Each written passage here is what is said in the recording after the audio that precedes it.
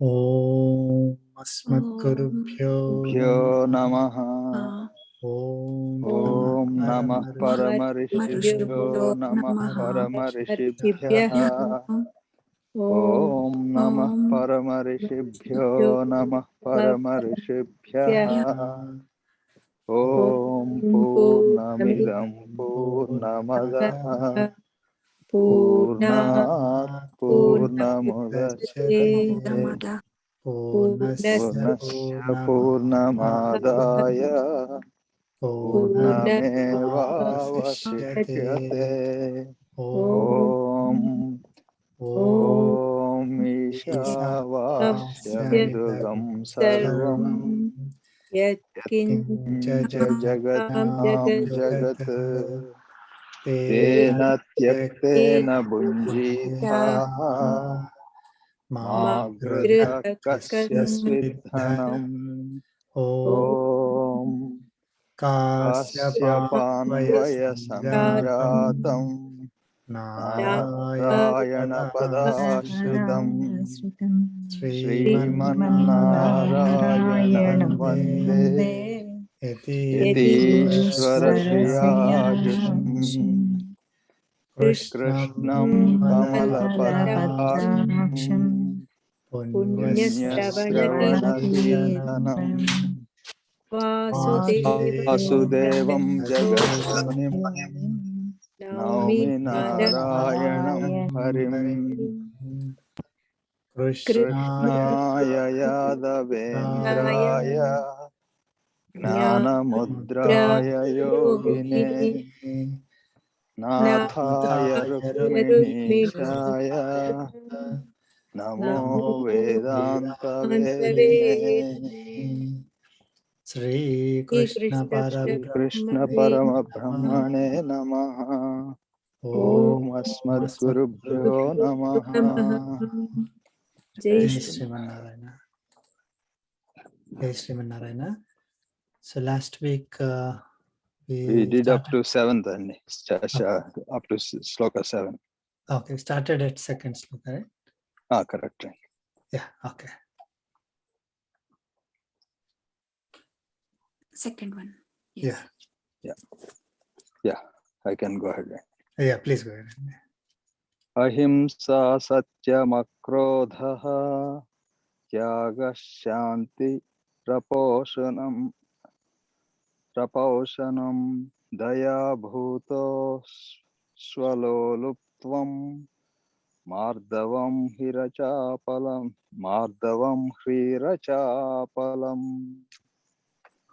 Okay. Jai Srimanarayana, chapter 16, sloka 2 summary. The Supreme Lord said, Ahimsa, harmlessness, not causing pain or injury to others. Satyam, truthfulness, speaking truth as seen, which is beneficial for others. Akrodaha, freedom from anger. Tyagaha, renunciation.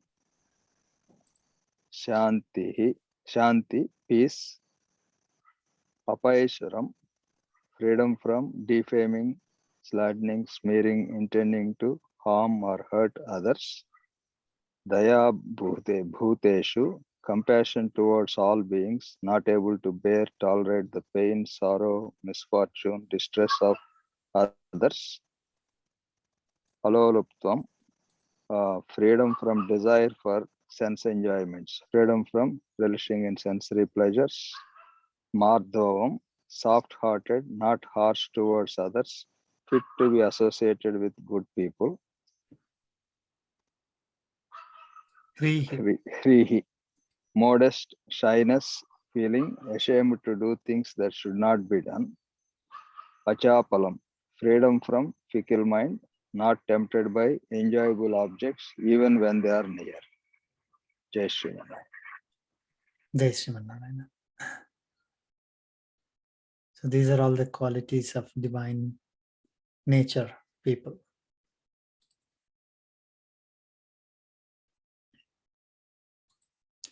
Okay, sloka 3. Can I go ahead, Annie? Yeah, please. Teja kshama dhruti saucham Adroho natimanita bhavanti sampadam daivim abhijatasya bharata. Jai Sriman Narayana, chapter 16, sloka 3, summary. The Supreme Lord said, Tejaha, invisible power. Invincible power. Invincible power, not influenced by the Wicked people. Yeah, wicked. Kshama, tolerance, forgiveness, to remain calm even when troubled by others. Absence of revenge feeling against those who caused suffering. Dhritihi, courage, fortitude, determined to continue to do what is right even while facing extreme adversity. Saucham, cleanliness, keeping the mind and senses body fit to perform the duties enjoined in scriptures. Adrohaha, not interfering with the activities of others which are done as per their righteous freedom or wishes, not putting malicious restraints on others. Na atimanitaha, not having excessive, unjustified, misplaced pride or self-esteem. O Arjuna, these virtues belong to the one who is born with divine nature. One who possesses and demonstrates these qualities is said to be having divine wealth or nature. Jai Shri Narayana. Jai Sriman Narayana. 26 qualities of divine nature. Any questions on these 26 qualities?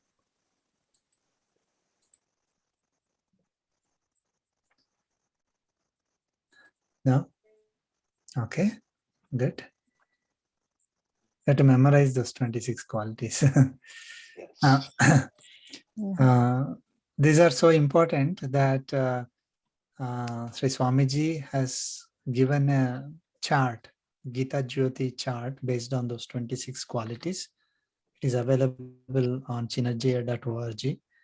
So if you go to Gita Jyoti, I'll show you that. And basically, there are some questions there to cross-check ourselves on a daily basis. We'll look at that later. Those, we have to check ourselves and keep practicing. It's not that we will get them by default or by ourselves without practice. This we need to practice. We need to develop them with constant effort, with blessings from Acharyas and Paramatma. I think we will make progress. Okay, so sloka 4. I can read, Andy. Yeah, please go ahead. I can go ahead. Someone wants to read? Dambho darpobhimanascha krodha parushyamev cha ajnanam cha bhijatasya partha sampadamasurim. Jai Shriman Narayana, chapter 16, shloka 4 summary. Dambha, ostentation, practicing dharma, righteousness only for the sake of reputation and praise from others. Darpaha, pride, perverse arrogance arising from the sense gratification, which discriminate between what should be done, what should not be done. Abhimanaha, self-conceit, thinking high of oneself when it is not appropriate, does not match with one's education or birth, wealth, power. Krodha, anger, tendency of the mind to hurt or cause suffering to others and gain pleasure relief from it. Parushyam, rudeness, harshness, causing anxiety, grief to good people.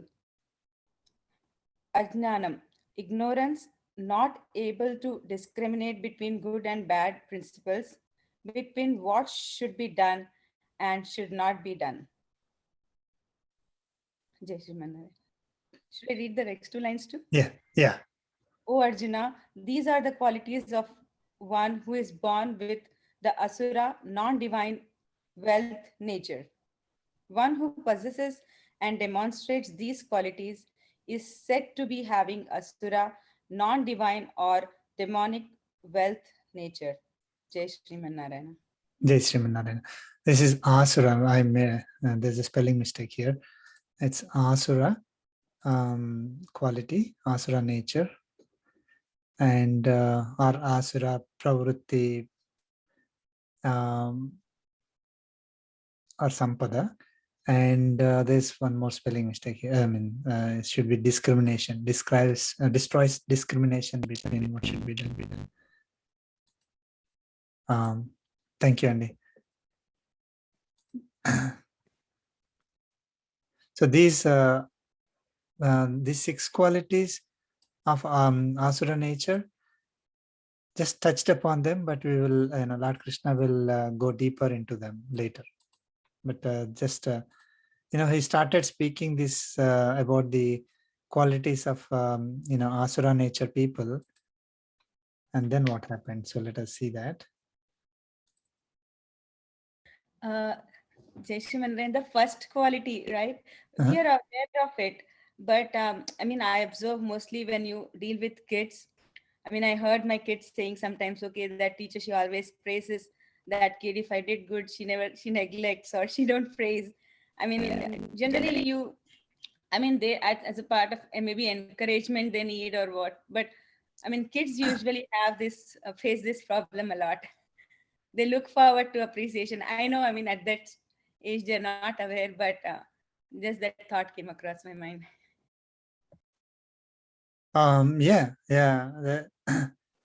So, there are two things there. So, doing the right thing only for the purpose of getting praise from others is what is dambha. Okay. After we do it, if someone doesn't praise us,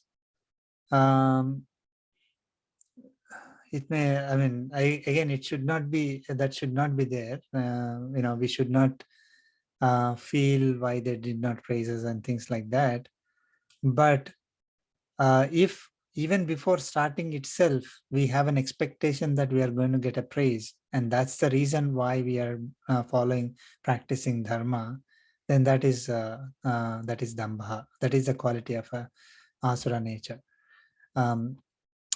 Right? Every time we want to do the right thing only if we get the praise from others, if we are going to get a good reputation, then what happens is, most of the times nobody is seeing us, right? Nobody is monitoring us.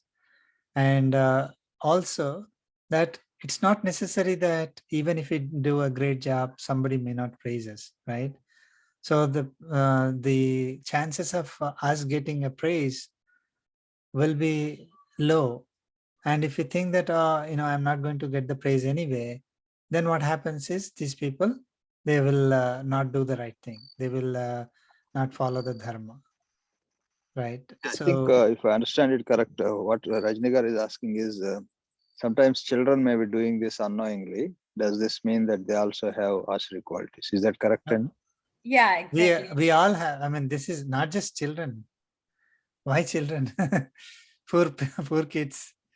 The children are learning from us, everyone around us. So it is quality of quality that is mostly there for everyone. So a lot of us, we try to do this righteous things only if somebody is looking, only for reputation, only for getting praise from others. Right. And we'll be looking, right? When we do the right thing, we'll be looking, oh, is somebody praising us? If someone is not praising, then whatever we did, that righteous thing, the dharma that we practiced, will not give us any satisfaction. It actually says, oh, I had to do so much I had to struggle so much to do this, but nobody's recognizing it. Actually leaves us in a state of soreness. I mean, like, some pain. That is not good. I mean, that is a dambha.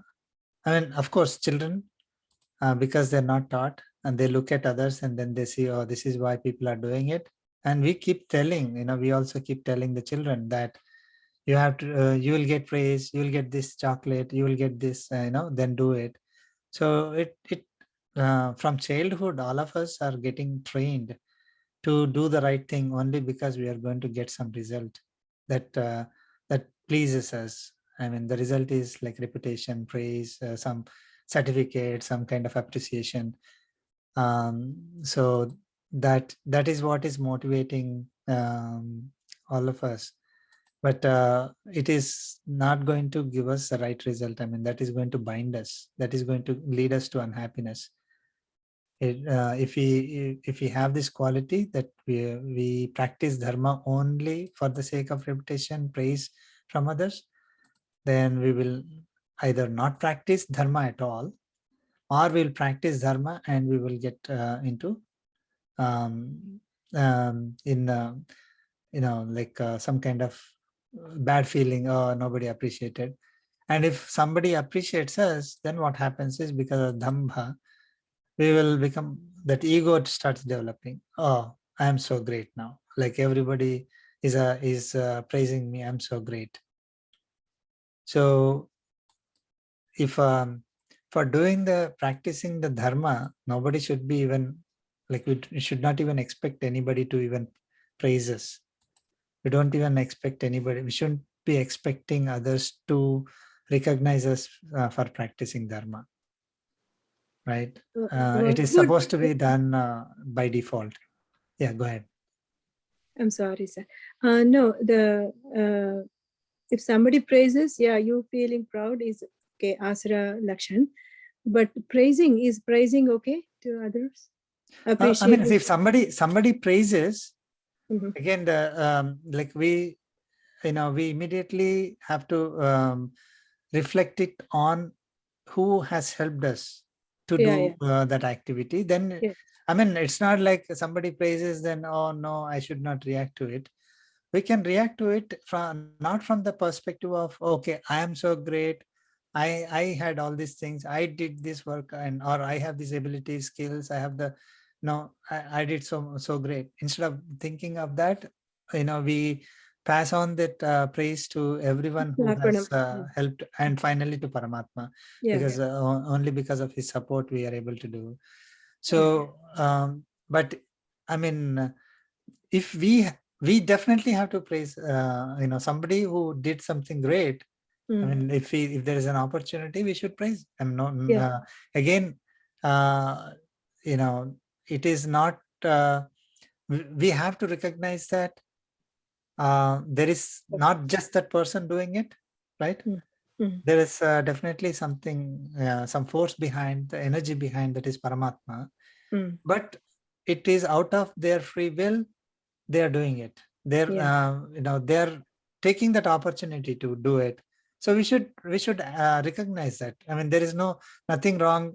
Like if somebody does something great, right, saying that, oh, it is not your greatness, Paramatma did it, I'm not going to recognize you at all. That is, I mean, we have to recognize that yes, Paramatma is providing everything for that person to do whatever he's doing, the righteous thing. Okay, but if whatever he did is remarkable compared to, I mean, it is praiseworthy, right? Then we definitely have to praise it, because it is out of their free will they are doing it. I mean, if somebody, like, it is not like, do you praise your children when they brush their teeth daily? No, right? Not really. Something that is like, they do by default, everybody does by default. Okay, we don't really praise, we don't have to praise others, something that they're doing on a daily basis and they're supposed to do. We don't have to recognize every time they do it, recognize them. But there are certain things that you can clearly differentiate, right? No one else is doing and these people are doing it. what is right, they're following the dharma, when other people are not following it, then yeah, definitely we have to, we should recognize them. And there's nothing wrong in praising them. But it should not be that, we stop our praise only to that person. Again, we have to thank everyone who is behind that particular action or result, right? Including Paramatma. Mm. So, I mean, so it is not like trying to praise that person for, again, this also is going to come later, or it came in the past also, in like praising someone, expecting some result from that person, right? So, Yeah. so when, let us say I want to praise only, because I'm going to get more from him. Like all this, let us say somebody donated some money. You did so great, you did so great, you are so great. And I mean, the intention is to get, again, he's going to donate later. I mean, Mm. that is also not correct. Not Praising for the activity that they the true have effort. done, Yeah. that if we limit to that, and we are not expecting anything in return from that person, any favor from that person, then it is good again. So Yeah. from our point of view, someone is doing the great thing, did the righteous thing, then we definitely praise. We when compared to others, they're obviously doing great, right? So we should praise, and without expecting anything in return from them. Yeah. But to me, I don't know, the fine difference I'm not able to understand between Dhamba and Darpa. They almost, sound like say almost same, the meaning. Little What is difference is the there, right? But there's a difference. See, so one is they did something righteous. They're practicing what is supposed to practice, and but they're doing it only for the sake of expecting some appreciation, praise from others. Say, for example, a student. Yeah. Okay, they're supposed to study. They're supposed to do well in the exam. Okay, but they're doing only for the sake of getting a praise from somebody, is dambha. Or someone is donating money just for the sake of getting praise, and then they will be, the people will put garland on them, and praise them and all that. That is dambha. They're doing something that should be done, right? But they are always looking for, is someone is praising me, appreciating me. Darpaha is that they're basically, they feel that they have everything. It's like ego only, the form of ego. That's pride. So they are enjoying. Okay, like for example, a king. Let's take.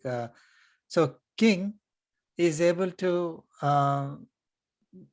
get all these the pleasures, and everybody is praising king. Everybody is doing all these services to the king. Slowly what happens is that some kind of feeling that gets built up, that ego feeling that we say, right? Something that builds up, and then they will be like, they will I'm so great, I can do anything. Okay, see, if you know if let us say a king is not supposed to punish somebody, right? Just because he doesn't like. Okay, yeah, but but because when all these people praising, all these people, he's having so much power, wealth, with him, that he forgets his what is the purpose of a king. And then he starts acting whatever comes to his mind. Okay, they're basically, they will not be able to differentiate between what should be done, what should not be done. They will forget the dharma. Okay, so then that is what is the darpa or pride. That arrogance builds up. Arrogance is nothing but, I am saying you have to do it, right?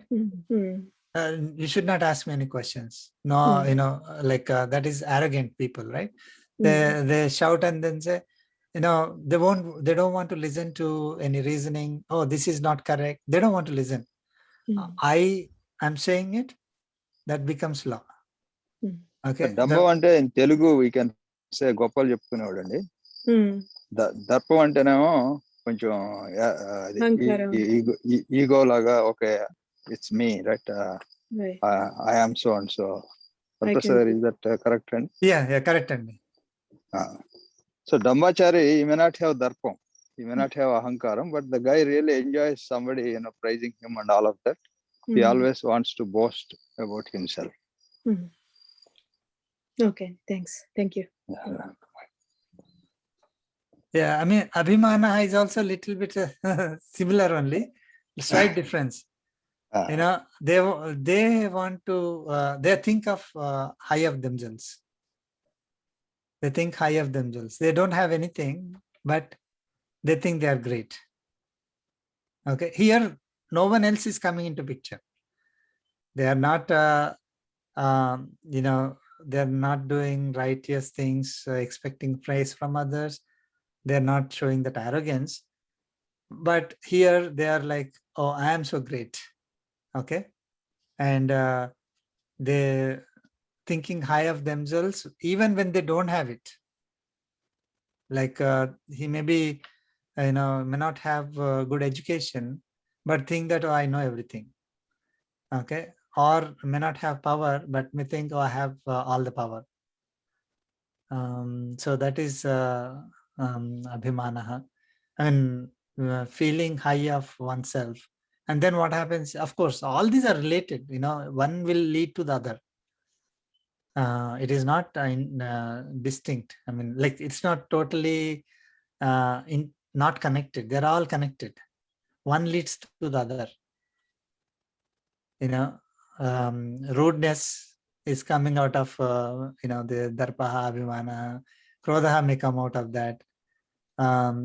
So, and all this is because of ignorance, right? So ajnanam is the driver for all these bad qualities, is the foundation. So these are all related. They're slightly different when they show up. Like, one person is boasting compared to another person is angry, right? So there's a difference in their behavior, outward behavior. So we are having different names for these qualities because they're different. But they kind of come out of the foundation is same. Okay, yeah.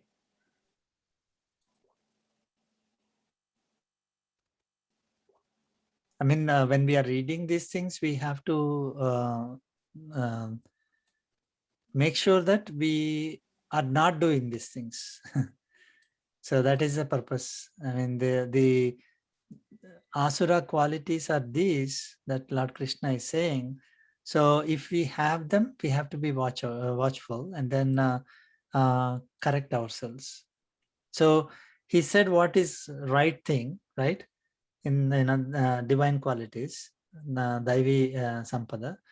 And he's also saying what is Asura Sampada, so that we move away from it. Or if we have these Asura qualities, then we try to come out of it. We try to correct ourselves. They are also related to Rajas and Tamas. So Rajasic and Tamasic qualities, if we have, it will show up as these Asura qualities. So they kind of overlap.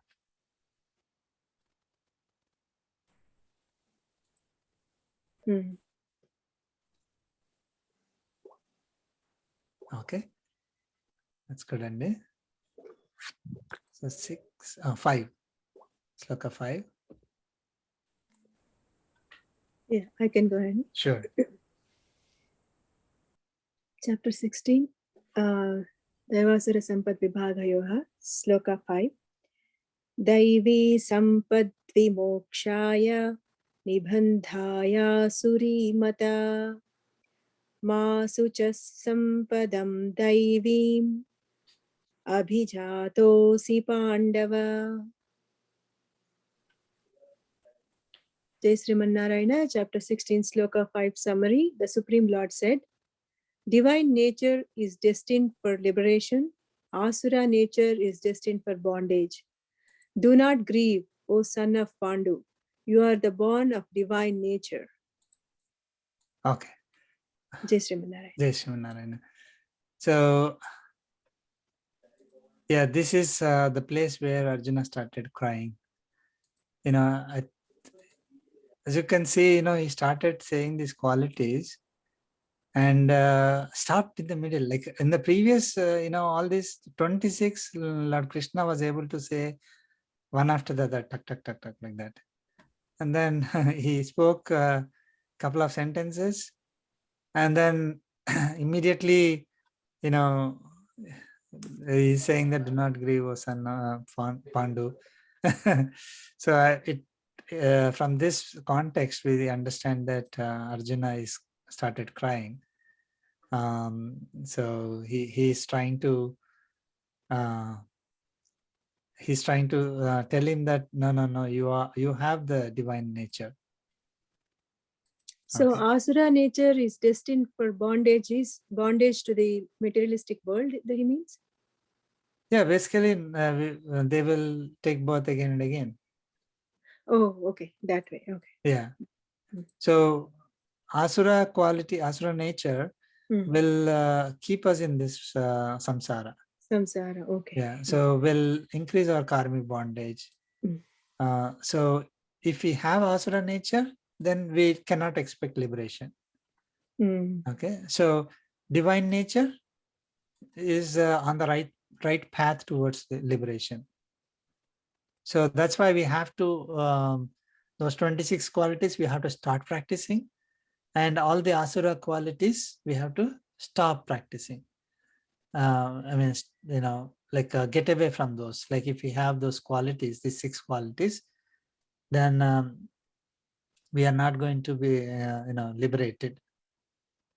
They will lead us to acquire more and more karmic bondage. So grieving, I mean, it's interesting to know, grieving is Asura quality. No, not that.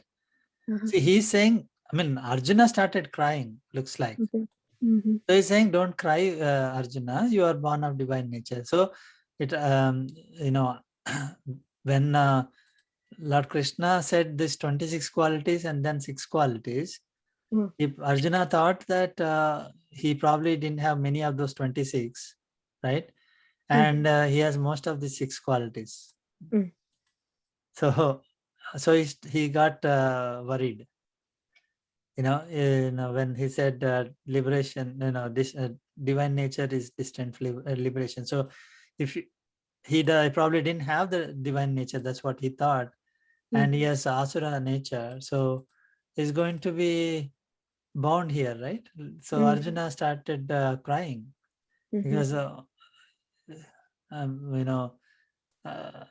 if he now is concerned that oh my God, I have so many bad qualities. I don't have the good qualities and I have the bad qualities.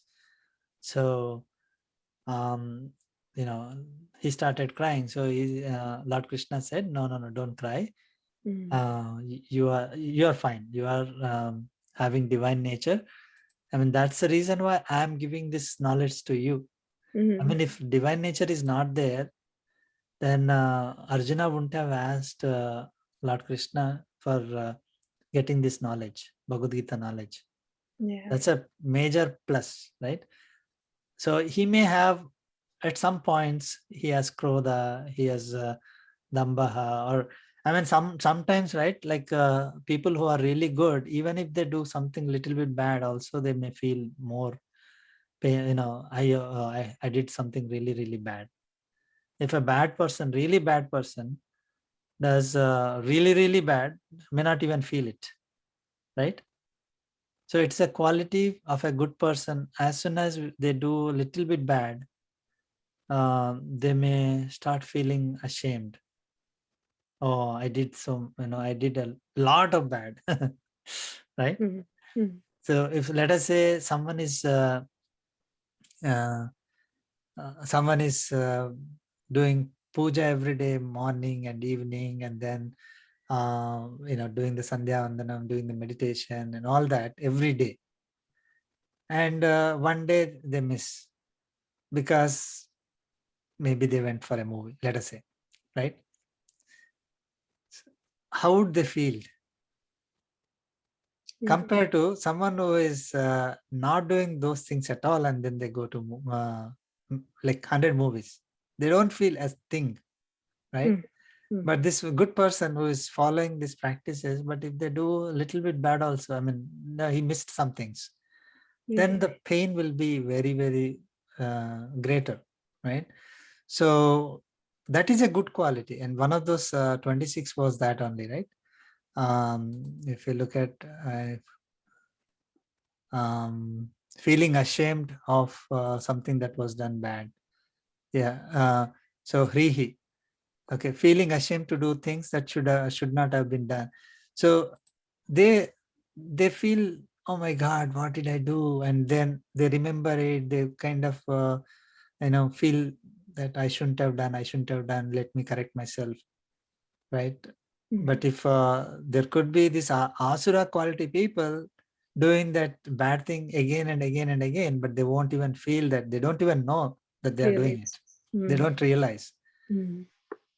So Arjuna, the fact that he was, oh my God, what did I do? I mean, I seem to have these bad qualities, is coming out of the good nature only. Mm. Mm. It is not really that he was like a really bad person. Right. But for a good person, doing one small bad is also really, really bad. Mm. I mean, we can understand from the context and reading between the lines, and that is the reason why Lord Krishna held on to Arjuna, and then he's giving this knowledge. If Arjuna is not qualified, now if he didn't have the divine nature, then Arjuna wouldn't have asked Krishna, and Krishna wouldn't have been able to deliver the Bhagavad Gita to Arjuna, right? Yeah. So yeah, that's why Lord Krishna is saying that don't cry. You are born of divine nature. You're fine. You're good. Don't worry. You're born of divine nature. And he used the word son of Pandu.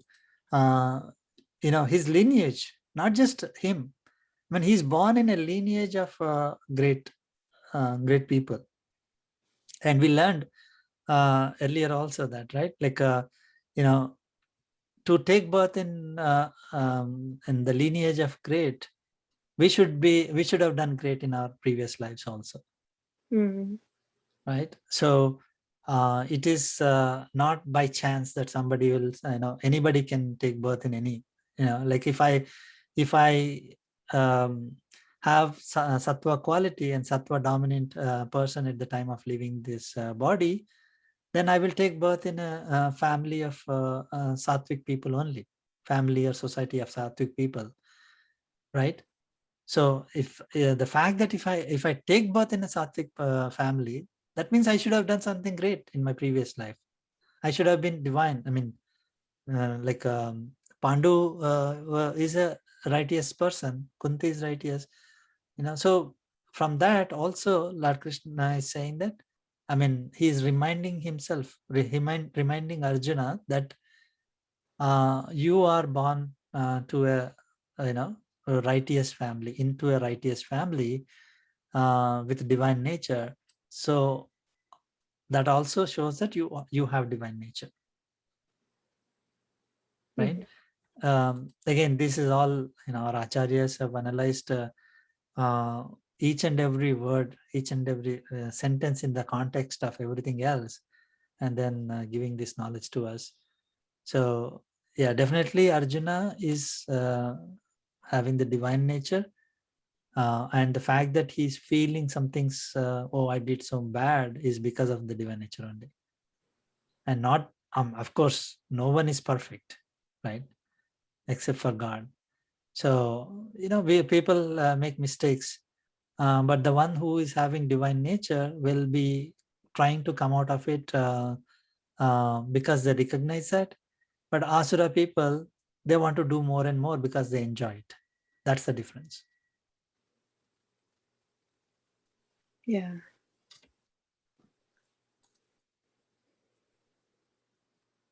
Okay. Thank you, Anita. That's a good question. Okay, 6, the last sloka that we covered last. Can I do it, Andy? 6 or 7. Yeah, please go ahead, Andy. Chapter 16. Daivasura Sampad Vibhaga Yogaha. Sloka 6 or 7? 6. Sloka 6. Okay. Dvau bhuta sargau lokesmin daivasura yevacha daivo vistarasaha proktaha asuram partha me srunu. Okay. Jai Shimana. Chapter 16, Sloka 6 summary. The Supreme Lord said, there are only two kinds of beings in this world. Those who have Daiva, divine nature, character, conduct, and those who have Asura, non-divine, demonic nature. The divine nature has been described in detail earlier. Hear from me, O Arjuna, the Asura, non-divine, demonic nature. Okay, great. Yeah. So, I mean, this is from here onwards, Asura nature is explained so well. I mean, Lord Krishna understands all of all the people.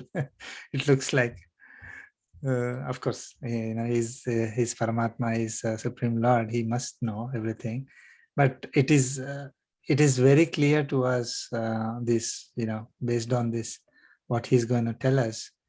It will be very, very clear what is Asura nature and what we should try to be away from.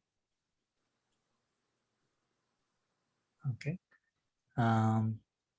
Sir, why only two qualities? There might be some beings who have some qualities of Deva and some of Asura. So those are categorized as Asura.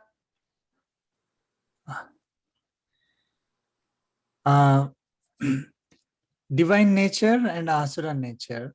So yeah, there could be a mix of two, right? But if divine nature is dominant, then we can consider that person as a divine person. Okay. Okay. Based on what is dominant. And so basically here, it's like mostly from the point of view of the nature. So there are two types of natures. One is a divine nature and Asura nature. So that's what he's saying. Like there's nothing in between. Okay. A person may have more divine nature and less Asura nature, or more Asura nature, less divine nature, right? So, but based on what is dominant, we will be able to see, your divine nature or Asura nature, like that. Okay. So Arjuna, he said, you are of divine nature. Like Lord Krishna said, oh, Arjuna, you have the divine nature. Okay. Was he 100% perfect? Like maybe he didn't get angry, at some point of time, or he didn't do something he feels ashamed of, yes, he would have done it, but that is not his dominant quality. And so we will see very clearly this asura people, asura nature, what is asura nature, and it will be very clear to us. There it is they will be totally different from the divine nature people. Let us see those things as we go along.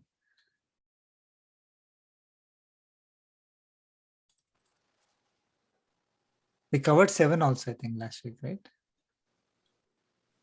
Until Yeah, 8. we covered. Covered 8. Oh, we covered 8 also. We'll see. Yeah. One more thing, sir. One small thing. Yeah. Chanchalatvam or chapalatvam, are they considered asura? Like very restless, or somebody always in haste behavior. Chanchalam. Yeah, I mean that not being fickle is the divine nature. Achapalam is a divine nature. Yeah, Freedom from fickle mind. Okay. So But if that someone means, has a fickle mind, then they're not having the divine nature. but it's not intentional, right? Many people, I know there are some which have, they do wantonly, but chanchalatva or chapalatvam is like by physical, I mean, something wrong. Now, there are two things there. Like we have to see fickle mind is, we have to understand that clearly. So let us say I go to a shop. I do, I want to buy a product, and there are 2 companies making that product. I don't know which one to buy. Okay. Once I think, oh, I want this one, and other time other thing, oh, this looks better, that looks better. So I'm not able to make up my mind. Or I want to buy a house, or I want to join in some place or take a job. I mean, at any point of time, we will be having multiple choices, and then we have to pick one. And we will not be, it is not going to be clear to us which one to pick, and we will have fickle mind. Sometimes we want this and sometimes we want that. That is not mentioned. That is not divine or asura quality. That's natural. Yeah. Right? Okay. What is divine quality is not tempted by enjoyable objects even when they are near. So that is where, like, say for example, I mean,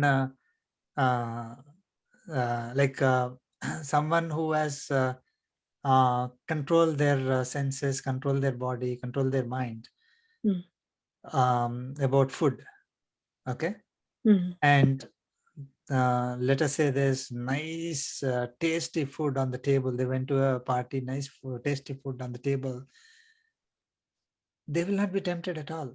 Like if they are not supposed to eat at that moment, on that day, let us say it's, I take Balaji Garu as a role model.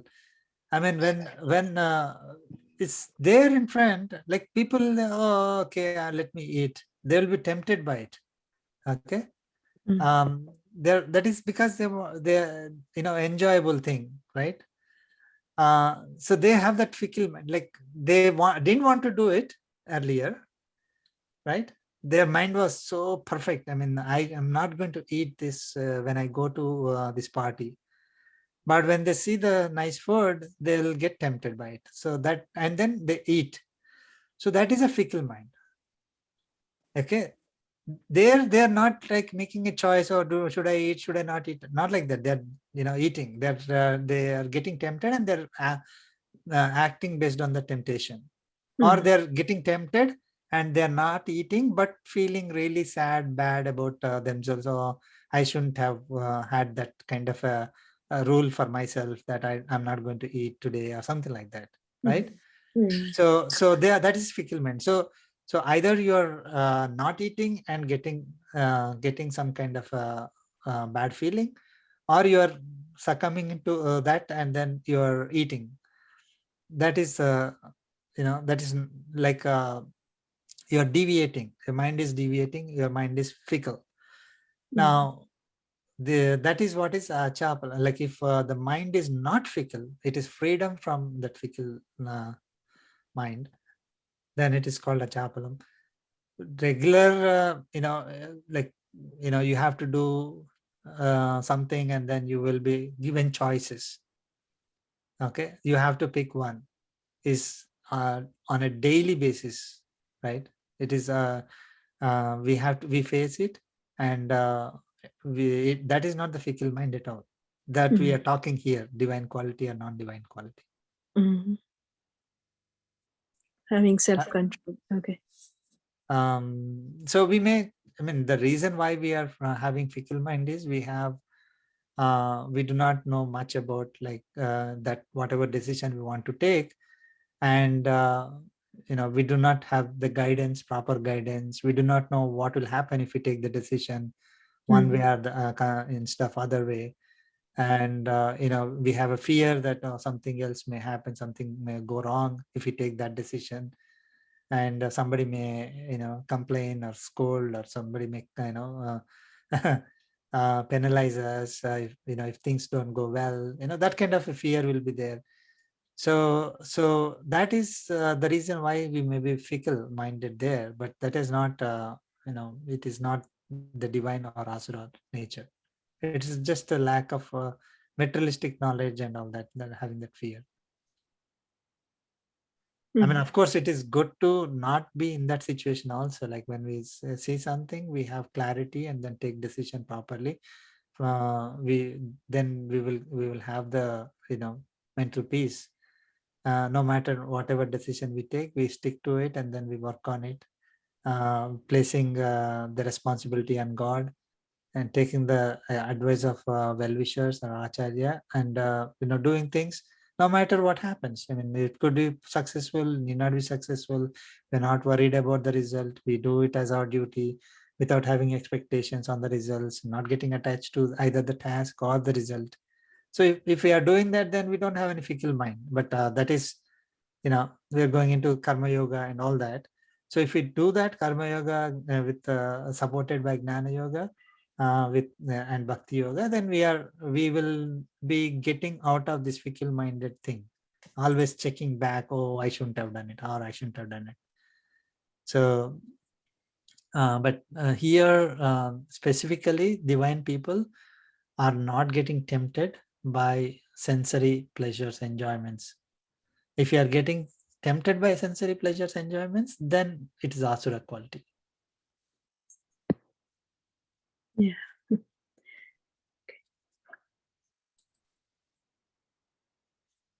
Is that okay? Did I? Yeah. Good. Thanks. Yeah. Okay. Thank you. 7, Shloka 7. Who will chant? Yeah. So, Please go ahead, Andy. I'll go and yeah. Is anybody wants to read? Madhavi Garu, I think, wanted to chant. Please, Madhavi Garu. My internet is not good, so I could not able to read. I am listening. I can go, Andy. Yeah, please go ahead, Andy. Yeah.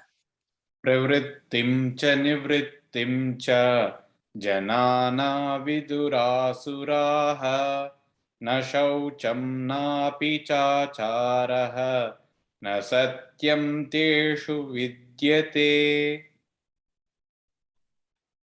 Okay. Chapter 16, Shloka 7 summary. Jai Shriman Narayana. The non-divine do not know the dharmic practices. There is no cleanliness in them or good conduct or truthfulness. Lord Krishna divides... oh, sorry. Do we want to read the whole thing? I didn't know. Or is it... we should do a recap. Yeah, read. Read. Okay. Yeah, please go ahead, Andy. Please read. Sorry. Lord Krishna divides all activities into two categories, pravritti and nivritti. Pravritti activities are the practices prescribed in the Vedas that lead to fulfilling materialistic goals. Nivritti activities are the practices prescribed in the Vedas that lead to liberation, release from the samsara, the cycle of forced births in different bodies. The non-divine people do not follow the scriptures either for fulfilling materialistic goals or spiritual goals. The non-divine people have no cleanliness, shaucham, in them. Here, the cleanliness refers to the purity of body, external, or mind, internal, to be fit to perform the practices given in Vedas.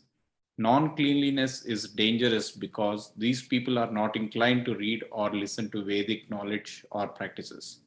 They do not understand the scriptures and do not spend any effort in trying to understand the scriptures, even if someone tries to provide them with the good knowledge. The non-divine people do not have good conduct, achara, which is the regulated observance like chanting twilight prayers, Sandhya Vandana, and praying to the Lord, etc. These regulated practices are the means which make one pure externally and internally. They pave the way for one to receive the instructions on Vedic practices and make one fit to practice those instructions in the right way. Jai Shri Narayana. Sorry. Yes, Srimanarayan. Yeah, there is one more. Yeah, Oh, please go ahead. Okay, should I read this? Yeah, please read, Andy. Lord Krishna said the non-divine people do not have truthfulness, satyam, in them. It needs to be understood from two aspects. One, generally we think one is truthful when they say the fact as it is, as they perceive it. But Vedic scriptures qualify this further. One is truthful when they speak those facts that are beneficial for others. It is not considered truthful if we say whatever we see or feel as a fact, but it is hurtful or harmful for others. We need to regulate our urge to tell the truth when we think it may not be beneficial or hurtful or harmful to others. Two, it is in the context that they do not perform the prescribed practices from scriptures. They do not listen to the wise. They do not understand the scriptures, even if they listen to them, due to the karma records and the rajas tamas qualities. They do not try to clean the karmic records, and they do not try to become sattvic. With all the above, they will not be able to understand the truth. The three universal realities, Chit, Achit, Ishvara. Given this, whatever they think is the truth is not really the truth. It is only their perception, limited by the body environment they live in. Their external conduct, how they talk to others, how they treat others, how they run after their goals, etc., is driven by their gunas, qualities derived from Prakriti, and their karma vasanas. Hence, Lord Krishna referred to the non-divine as not truthful. Jai Shri Narayana. Jai Srimanarayan. Oh, Professor, you get the second para here. Yeah. Yeah. No, I think I'm concerned a little bit because if I read some sloka, if I don't understand, right, and because I don't know Sanskrit, so that could be because of my karmic bondage, probably, all right, and Mhm. so and is it an asura quality kind of a thing?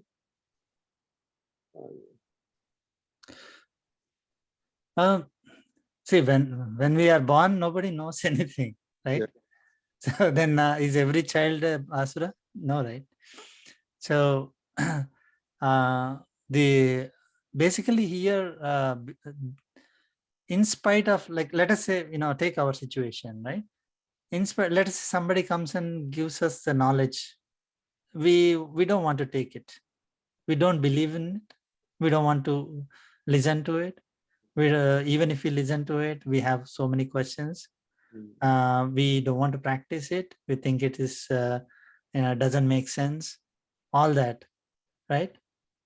So we are looking from our perception only, our own, like whatever I feel is truth is truth. Yeah. That is not truthfulness, right? Yeah. Okay. I hear that. So if I believe in it, does it become truth? Yeah. See, I'm telling truth, people say, right? Yeah. Well, what is that they're telling? Whatever they saw, or Yeah. whatever they heard, They think actually. or whatever they believed. Yeah, yeah. But if they're not willing to believe the real truth, what are they going to tell? I mean, this is happening now. That is one of the major issues that we are facing, the world is facing today. A lot of misinformation is spread, Yeah. right? So they say, I'm the one who is telling the truth. Yeah. Whether it is hurting somebody or whether it is helpful, they don't care. Okay. Whether people are going to die, the countries are going to vanish, no, they don't care. This is what is the truth. I'm going to tell it. Whether the democracy will go for, whatever it happens to it, the country may go wherever it is. But I feel this is the right thing. I will spread this information. But that is only their perception, and we know that our perceptions are not perfect, right? If we had not got this Bhagavad Gita knowledge, we will be thinking that running after the materialistic desires is the right thing to do.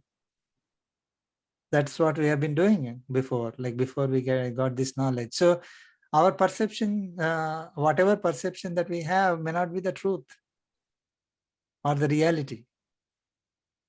So the person who is wise, who is already having their karmic records clean, person who is knowledgeable, they are the people who can get they're able to receive. For example, all of you, I mean, your karmic records are clean, so you are getting the right knowledge. You are able to get the ultimate truth, the reality, and you will be able to see what is real. But other people who have not got this knowledge, whatever they see may not be the truth. Whatever they tell may not be the truth. So these non-divine people are not truthfully saying that from that perspective. Of course, non-divine people are the ones who don't care about what happens to others. I am going to say what I feel, right? Yeah. And that is either other person is going to cry, other person is going to, whatever may happen to the other person, I don't care. Because that is, this is how I saw, this is how I feel, I have to say it, that's it. So that is a kind of nature that they have. So again, from that perspective also, so if you tell them you are not truthful, they'll say, no, I'm telling the truth. But in reality, whatever they see and telling and hurting others is not really truthful. So that is the chapter, the paragraph 1. So from both aspects, these non-divine people are not truthful, is what Lord Krishna is saying. So they have no satyam in them. There's no truth in them. I mean, it is in this context that they cannot do anything right, because whatever they feel that they have to do, they will do. They will not try to learn how to do it. What is the right way of doing it? They will not do. Right? I feel this way and I should do it. That is the first one, right? The the right way of doing things and wrong way of doing things, and they don't know what is right way of doing things. They don't try to learn, and whatever they feel like, they will do it. Obviously, it's going to cause problems. Like without learning how to drive a car properly, and they start driving, then they'll create all kinds of accidents for everybody, not just for themselves. And so with that, their talking also is like that. They whatever they feel like, because they have the mouth, they have their perception, their senses gave them something, they have the mouth, they will say it. Push for that, yeah. Thank you. Yeah, and unfortunately it causes it hurts others.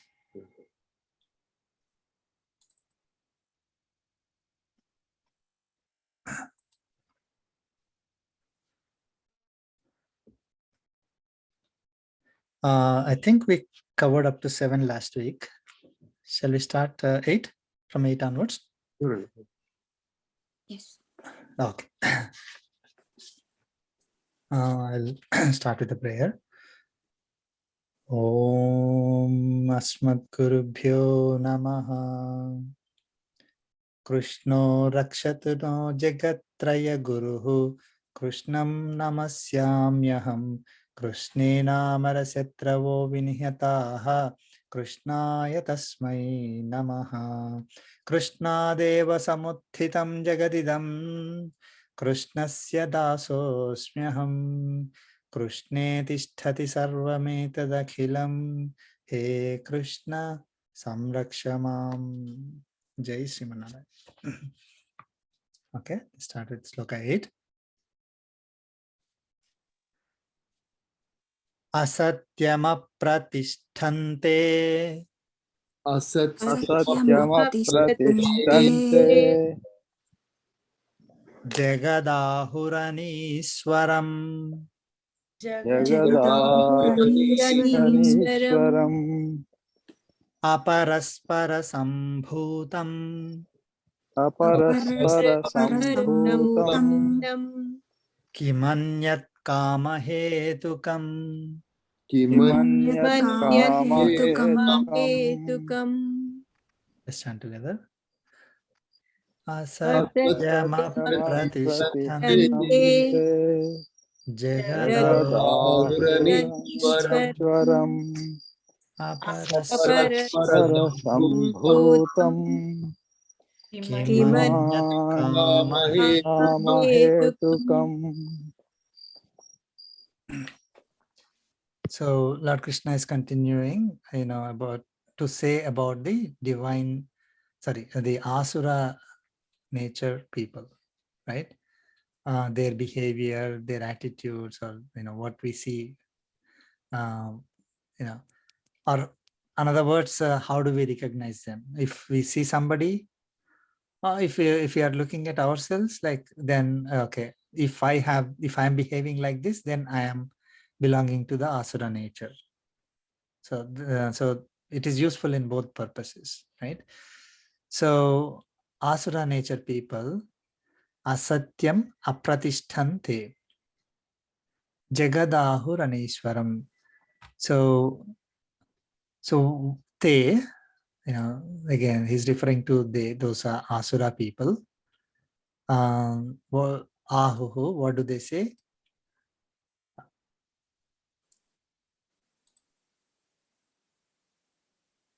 Asatyam apratishtham jagat. So this jagat means this world or universe is asatyam, is unreal. Apratishtham is is not having any without any foundation support, right? So it is supported by itself. That's what they say. Okay, so they don't see something that is behind. Okay, so if we let us say, if they see sun, okay, sun is glowing by itself. Okay, there's no foundation on which sun is there, or earth is rotating by itself. There is nothing that is supporting that earth to rotate around itself and also rotating around sun. There's nothing that is supporting this entire universe. Okay, there's no other force, though no other nature or phenomena that is the foundation for this jagat, for this world or universe. And also Anishwaram. Anishwaram is it is without Ishvara. Ishvara is the one, like is God or Lord, or without any ruler, any commander. Like there's no one who is controlling this whole thing, commanding this whole thing. It is by itself. Okay, and then it is aparaspara sambhutam. Okay, so it came into existence due to mutual union of male and female species. Like it is, let's say somebody's, is born, somebody's taking birth, or something is taking birth. It's because some, male and female got together and then they were born. There's nothing that is beyond that, right? Kimanyat kama hetukam. So, like it is because of this whatever existence that is coming into this world, right? Or the world, all the beings that are being generated or getting born, they're existing. That is because of the union of male and female, and kama hetukam. The lust is the only cause. And then they say kimanyat. What else? I mean, they see whatever they see, they think that is the truth, right? What do they see? They don't see Paramatma, they don't see God, they don't see anybody supporting. There's no foundation other than what they see. Like, so there's nothing like somebody is trying to do something, to let the earth rotate by itself and then rotate around the sun. They don't see that. So it's all, they don't consider it as they don't consider those as a truth. If somebody comes and says there is a foundation, they'll say no, it is apratishtam. Somebody, if you tell them that there is Ishvara, there is a controller, ruler, commander, there's somebody who is supporting, who's creating everything, who's supporting everything, they'll say no, there is no Ishvara. Okay, and they say this is very important. Like Jagat is asatyam. Okay, so asatyam. Let us go through this. These points very clearly. So they do not believe universe is real. Okay, they may say that they'll say that this is an illusion. It appears to be there, but it is not existing. That is the illusion definition, right? Something seems to be there, but it's not really that. It is our lack of knowledge that is causing us to believe it exists. That's what they say. That's one type of saying it is not real. Okay. Another way of saying is, do not believe in the existence of creator. Okay. They believe universe is getting created on its own. Like Big Bang is happening. We don't know why the Big Bang happened, but this universe is born because of the Big Bang, or a baby is born because of father and mother. I mean, it's there is no other creator behind this entire universe. Okay, so the reality of the Lord creating this universe is not there. So they don't believe that. So that is what is called unreal. So it is unreal that a God exists and he is the one who is creating it. So that's what they say as unreal. Okay, we consider it as reality. The God, is the creator, is a supporter, he's the one who is the foundation for everything, because he's the one who is responsible for all of our existence, not ourselves, right? He's the one who is behind all our energy and all that. Whatever we are doing is because of him. That is unreal. That's what they say. Okay, they do not believe Paramatma is pervading this entire universe, including all beings. They do not believe this universe is in him, and they do not believe that this universe is a manifestation of the Lord. Okay, so they say it is unreal, that God is, this universe is a manifestation of Paramatma. Paramatma is existing as an antaryami for all. Okay, they believe that universe is sustained on its own, believe that earth is rotating around sun in a perfect orbit for millions of years on its own. All beings on earth are surviving on their own. They do not believe that Purushottama is the foundation or support for this entire universe. They do not believe that Supreme Lord is a ruler, commander, controller, administrator, called as, in Sanskrit, we call it as Ishvara, for this entire universe. They do not believe in Supreme Lord. They believe that we have full control on our bodies, our environment, our existence, our survival. Believing in an external, invisible controller is our ignorance and weakness. That's what they believe. Like non-divine people, they say that if someone says, I believe in this external, invisible controller, they say, you are ignorant.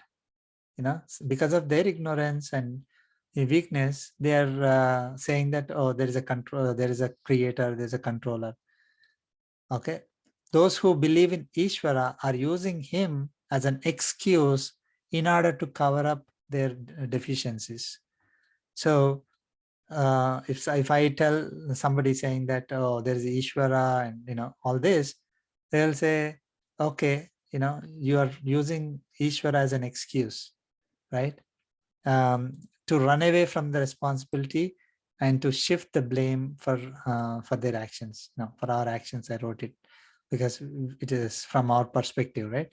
So basically, they say you have this concept of God only for the sake of shifting the responsibility, and putting the blame on somebody else.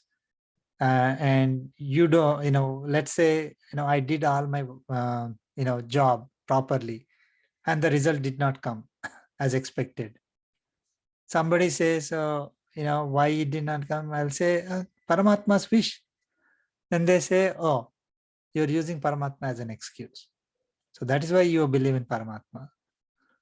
Okay. So if we are not able to do something, like, of course, we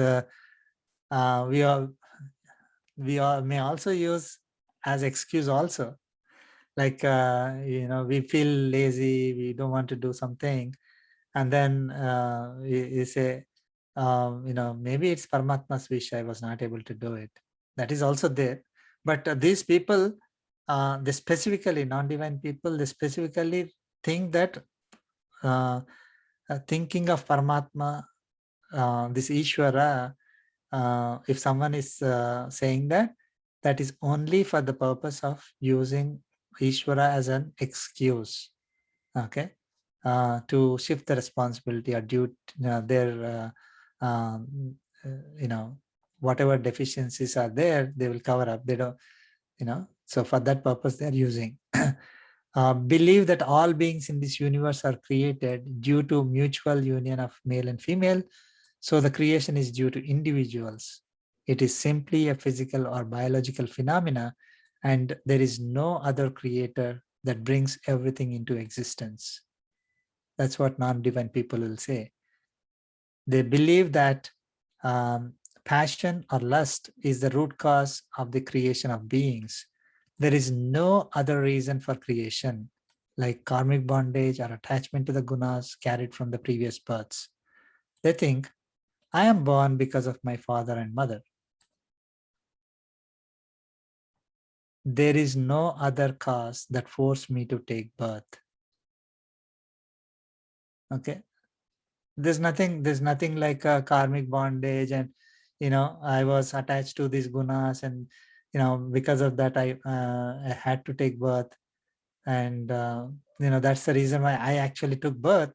Of course, father and mother are the instruments, who were instrumental in giving me birth. But real truth is that I had to take birth because of my own karmic bondage and the attachment to the gunas. That they don't believe. So they only see, okay, I'm born because of my father and mother. Believe that the passion between the father and mother was for their benefit or enjoyment. So, I mean, male and female getting together for their own enjoyment. Okay.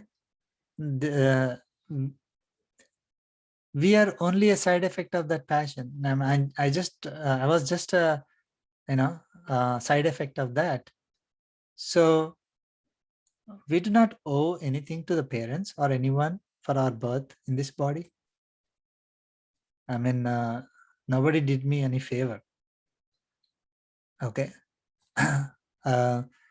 So yeah, we recognize I'm born to my parents, but it's not like they were doing me any favor, or I have to repay somebody. Yeah, I took birth. I mean, see, if this kind of attitude is there, what kind of behavior they will have going forward, and we will see that. They believe that there is no purpose for this life other than to take care of this body and enjoy as long as body exists. Right? I mean, they don't care about parents.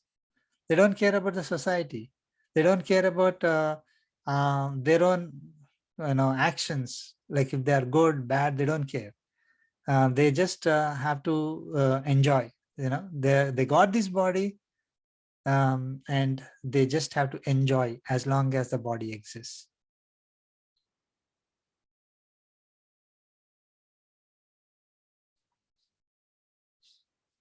Okay. Any questions on that?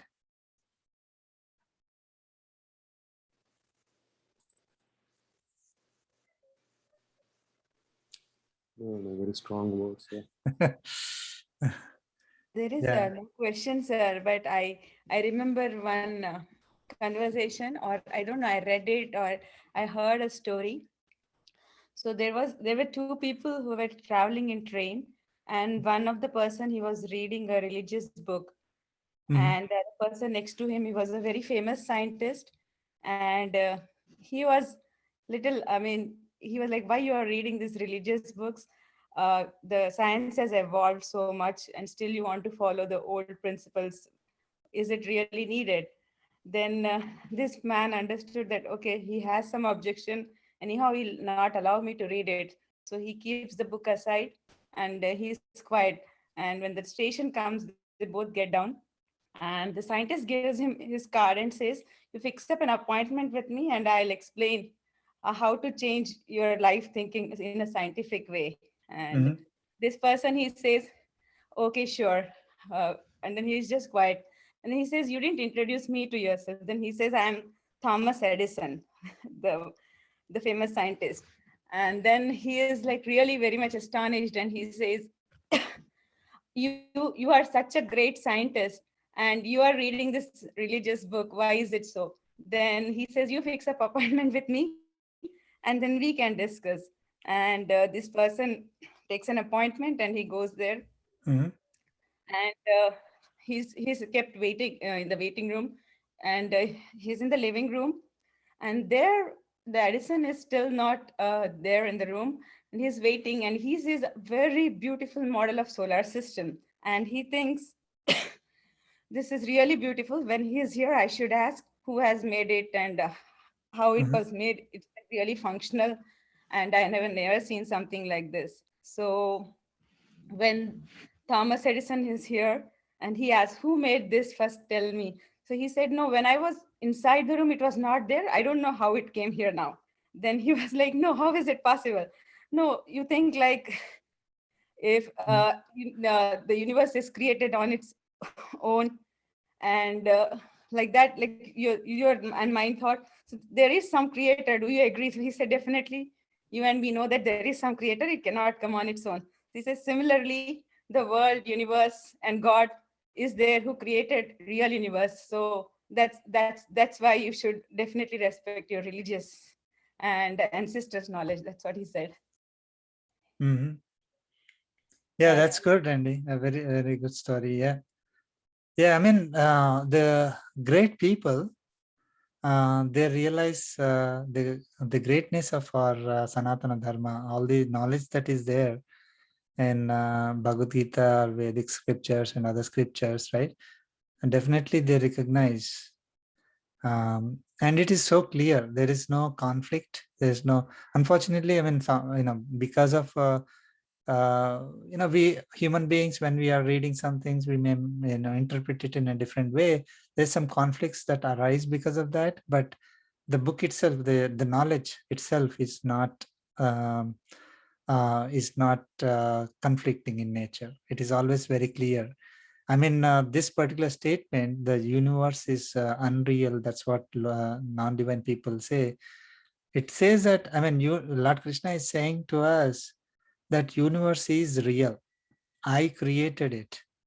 This is real as anything else, right? I mean, it's not a midya or, illusion. It is definitely real. I am there in it. I am the creator. Your body is, I mean, our bodies are all real. Atmas are real. Everything. These are the realities. 3 realities, and we have to. If we really follow what Lord Krishna is saying here, we believe in it. Okay, but Lord Krishna is also saying that don't run after these materialistic things. That material is there for a purpose. Don't run after that. So he's going to come to that next. I think we should understand the true meaning of this, and then we'll be able to correct. Of course, I mean, this also gives us knowledge about when we see somebody who is behaving in a particular way, we can clearly understand, oh, okay, this is asura quality, this is asura nature. And unfortunately, we can't do much about them. They are going to go through these cycles forever. I mean, till the time they realize, they have this knowledge. Then they need to get this knowledge and correct themselves. But till the time, they have to go through this samsara. Okay, that's good. Let's look at sloka 9.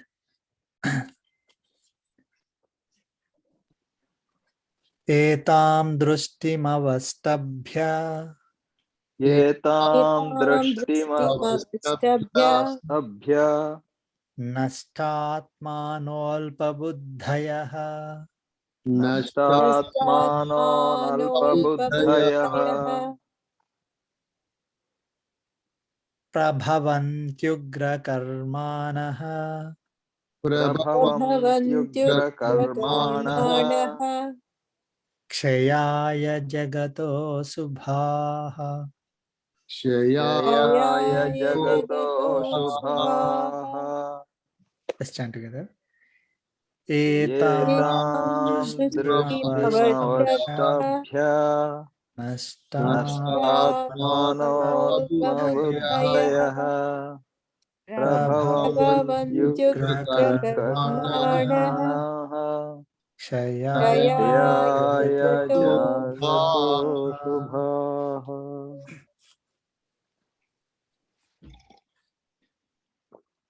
So,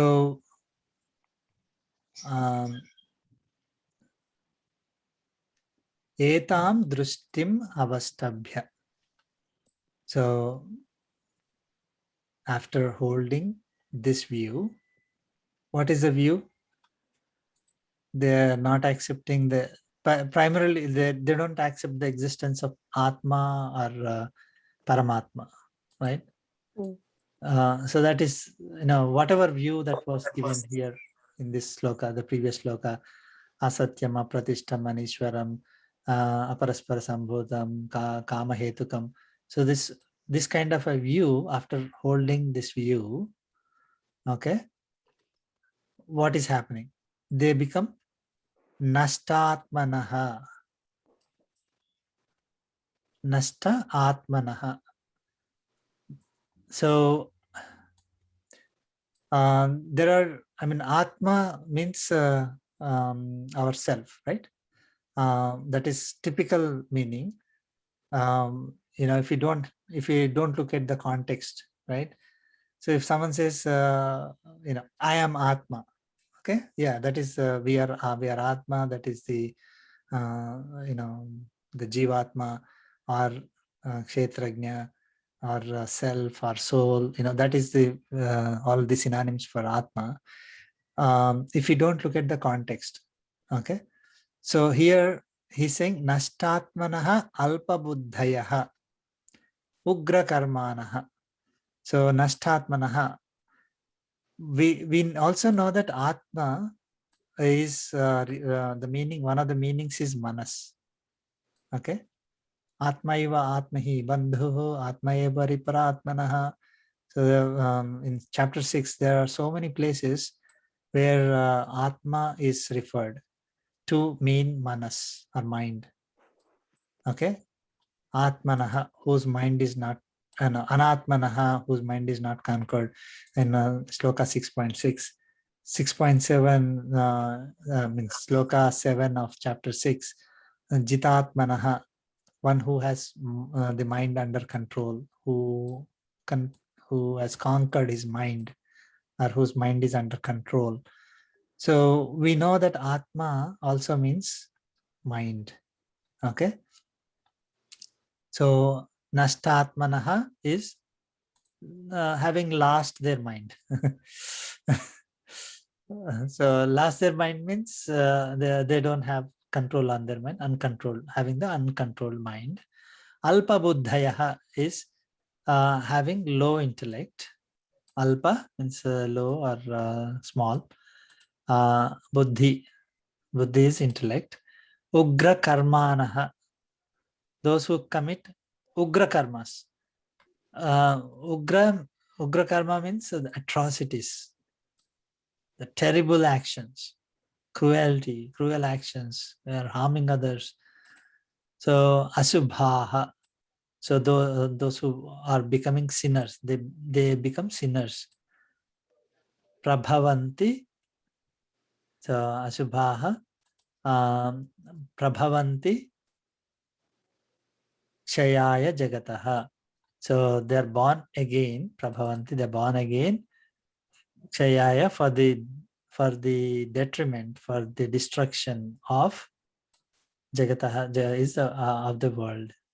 Okay, so because they hold this view that we saw in this, what the non-divine people say, what they think, what they do, that kind of knowing them. So having that view, having that kind of a knowledge, having that kind of a view, they become Ashtatmanaha, Alpabuddhayaha, and they perform so many atrocities, and because of that they get sin. So let us look at that. So Asura nature people do not accept the existence of Atma and Purushottama or Paramatma. They have uncontrolled mind, have weak or low intellect that cannot control the mind. So cannot control, because the intellect doesn't control the mind, what happens? The mind succumbs to the senses, the desires, anger, hatred, etc. And they commit atrocities. Because of that, they acquire sins, and they spoil or destroy the world. Okay.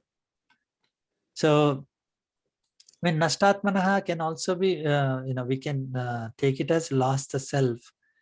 That means they do not get the self-realization. They lose their self. Also, we can take it. I mean, it's not that the self is lost. I mean, it's not that divine nature people don't have Atma. They have Atma. I mean, they are Atmas only. It's not their bodies have Atmas also. They are present in their bodies. So they don't lose their own self in that sense. So, but the meaning we need to interpret is that they will not get self-realization. They do not realize that there is an Atma in, they are Atma, right? That is what is, they do not accept the existence of Atma. Okay, so, and we went through this one. So the manas, here the Nashtatmanaha is, we are saying that it is uncontrolled mind. So that is given here. The reason why it is mind, we could take it as a mind. And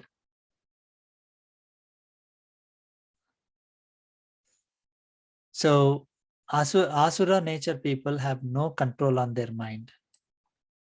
Okay, why the mind is not in control? Because they hold an incorrect view of themselves.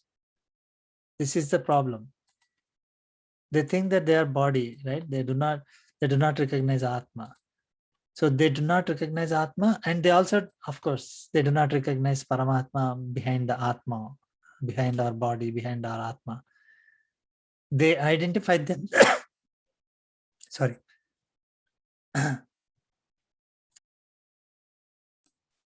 They identify themselves with their body and seek only what is good for the body. So they become slaves to the experiences of the senses and run after the sensory pleasures. So that's when the mind loses control. It cannot control the senses anymore. And asura nature people have alpa buddhi, low buddhi or intellect. That means low buddhi means it is not able to control the mind. It is not strong enough to control the mind. If the buddhi is not strong, then mind caters to the whims of the senses. Mind goes on its own way because buddhi is the one that is controlling the mind, and buddhi is not powerful because mind is like it's going to take over. I mean, it will do whatever it wants if buddhi cannot control it, and mind starts listening to the senses. Senses are like the crocodile in the water. So when the senses get into the universe, I mean, they start roaming around in the sensory experiences, the senses become more powerful, like how the crocodile becomes powerful in the water. The senses become suddenly powerful, and then it will try to take over the mind. So it is the buddhi that should control the mind. If the buddhi is not strong, then the senses will take over the mind. So then mind gets influenced by the rajas and tamas qualities experienced from the nature through the senses. Now, why is the buddhi not strong? Because these people, these asura nature people, they do not focus on Atma and Paramatma. If they don't focus on Atma or Paramatma, their buddhi does not become strong. That is a problem. So we have to refer to the chapter 2, slokas 52 to 72. I mean, there are more slokas about strengthening our buddhi. Lord Krishna said how you can strengthen the buddhi is by focusing on Atma and Paramatma. We have to know what is, we are Atma and there's Paramatma, and we have to surrender to Paramatma because, we have to surrender our senses to Paramatma because we cannot control them by ourselves. He is a Hrishikesha. He is a true controller of the senses. So he will, he will control the senses, and by focusing on Atma and differentiating ourselves from the body, then we don't run after the bodily pleasures. Then we focus on what is good for the Atma, and we know that running after the sensory pleasures is not good for the Atma. So then that buddhi now can control mind, and the mind controls the senses. So that is the right thing. But unfortunately, because the asura people, they do not recognize themselves as Atma. They do not believe in Atma and Paramatma. So then their buddhi is weak. Their mind is weak.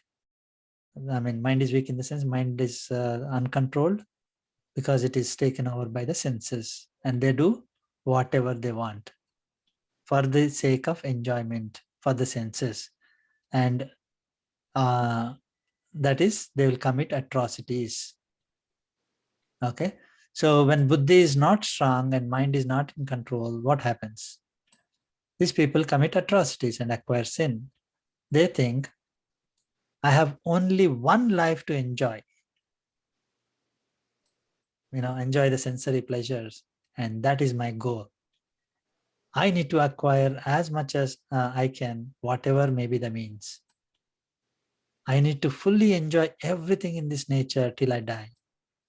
Everything is for me. Okay, I need to enjoy it. I do not really care even my happiness comes at the expense of others' suffering. I don't care. Why should I care? Because I don't believe in this karmic bondage and stuff. Okay. So I do not really have to care how my happiness, I'm getting happiness. I'll just, make others suffer, and if as long as I'm getting happy, it's fine. What really matters is my happiness. Whether they're unhappy or not, I don't care. I do not really have to care what happens after I die, because I do not exist anyway at that time. So I'll just, do whatever I want. Spoil the nature, spoil the society, I don't care. I'm, as long as I'm happy, fine. I love my family. Those I care. And so this is another level, right? And I need to give them everything before I leave this place. Okay. It does not matter how or by what means that is acquired. Okay. So they think that their family is happy means they're happy. So they need to make their family happy, whatever maybe that means. Even after they leave this place, means even after they die, then their family should be having all this, that's why they start acquiring everything, right? So when those who I care enjoy, so when those who I care enjoy whatever I earned and gave to them during this life, it makes me happy after this life. So, why are you doing all these things? If I don't give them everything, if they are not happy, I will not be happy after I die. Okay. So I have to give them everything. I have to continue to earn whatever I can till the last moment, till the last point I die.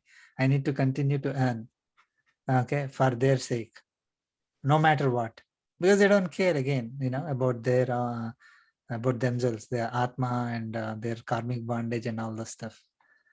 My enemies should suffer now and even after I die. So there may be some enemies, let us say, someone I don't like, I hate somebody.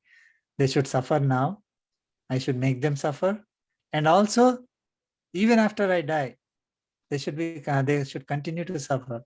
I'll be extremely unhappy if my enemies are going to be happy after I die. I need to make sure that they will never be happy. Okay. So if they are happy even after I die, then I will some kind of get some unhappiness. So my goal is to inflict as much damage as possible to my enemies so that they are not happy for several generations to come. Okay. So with this thinking, Asura nature people commit atrocities. That's why, you see, what is atrocity? They just not only, at that moment, that atrocities, whatever will be felt for ages to come, they become detrimental to this world. They destroy this world. So unfortunately for them, by doing all these things, they will become sinners and take birth again and continue the same ignorance and commit more atrocities. That is a problem. So they cause this world to be spoiled or destroyed, impacting everyone. So this Asura nature people, they commit atrocities so much that it will be felt for generations to come. And they destroy the world, they cause so much problem. So it takes time for anybody to come out of that. But sir, so because we know that only Bhagavan is a perfect one, and we are not there yet. So don't we consider us all of us as anatmas some point? Nashtatmanaha. Is that what you... Anatma. No, anatma. See, still some, even though we try, we are getting this knowledge, we are Okay. learning slowly, but still there are situations where we lose our mind, or we Yeah. don't have control whenever we want to have, maybe because of prarabdha karma or something, whatever be the reason. So we all, right, consider as anatmas sometime at one point. Yeah. I mean, Yeah. yeah, our mind is not conquered, right? Is anatmana. That is true. I mean, no one is perfect. Yeah. Even though we know that, I mean, the difference is now that we know that we are doing wrong, or losing mind is wrong, we realize, but still we lose mind without Yeah. our control. That's right. Yeah. But still, because of that, we acquire bondage. I mean, karmic bondage, right? Yeah. Yeah. We do. Mm. I mean, by having this knowledge, Mm. right, we are going to take steps to control our mind. Mm. Why is the mind not in control? Mm. Right? Because we don't surrender ourselves to Paramatma. Fully, yeah. We do not follow the Karma Yoga principles. Mm. We do not practice meditation, chapter 6, right? Mm. So there are so many, we know, like now, okay, if I have to control my mind, this is what I need to do. So we start working on it. We need to develop sattvic, qualities and suppress rajas and tamas, right? For developing sattva, we need to be in the company of satsang, of sattva people, eat proper food and think properly. I mean, all these things, right? So we start doing all that. And entire Bhagavad Gita is for us to move in this direction. So we start focusing on the Daivi qualities or the Sattva qualities and getting away from the Asura qualities. Okay. So, yeah, I mean, this is a person who has no control on their mind is going to commit atrocities, is what, and so that is Asura person. Okay. If we do not have, I mean, we have to see what is lack of control, right? I mean, we still recognize that we should not be doing it. We don't commit atrocities like that, right? I mean, these Asura people are definitely, you can clearly see they do not believe in any of these things and then commit atrocities. A person who has the Bhagavad Gita knowledge, knowledge of the three realities, is already in the right direction. They are in the divine path already. They will not be having this atrocity. They will not be committing atrocities. They will not be acquiring more sins. Yeah. Okay. So. Yeah. One thing is interesting, isn't it? I mean, I feel that Paramatma knows that these people are going to at least create all the atrocities, right? Commit atrocities, but still he let them take a birth. Yeah. And yeah. A very good observation. And I was also thinking, see, the thing is that if they commit so much sin, okay, they will not be in a position to destroy the universe. They will basically take a birth where they will not be able to destroy the universe. So,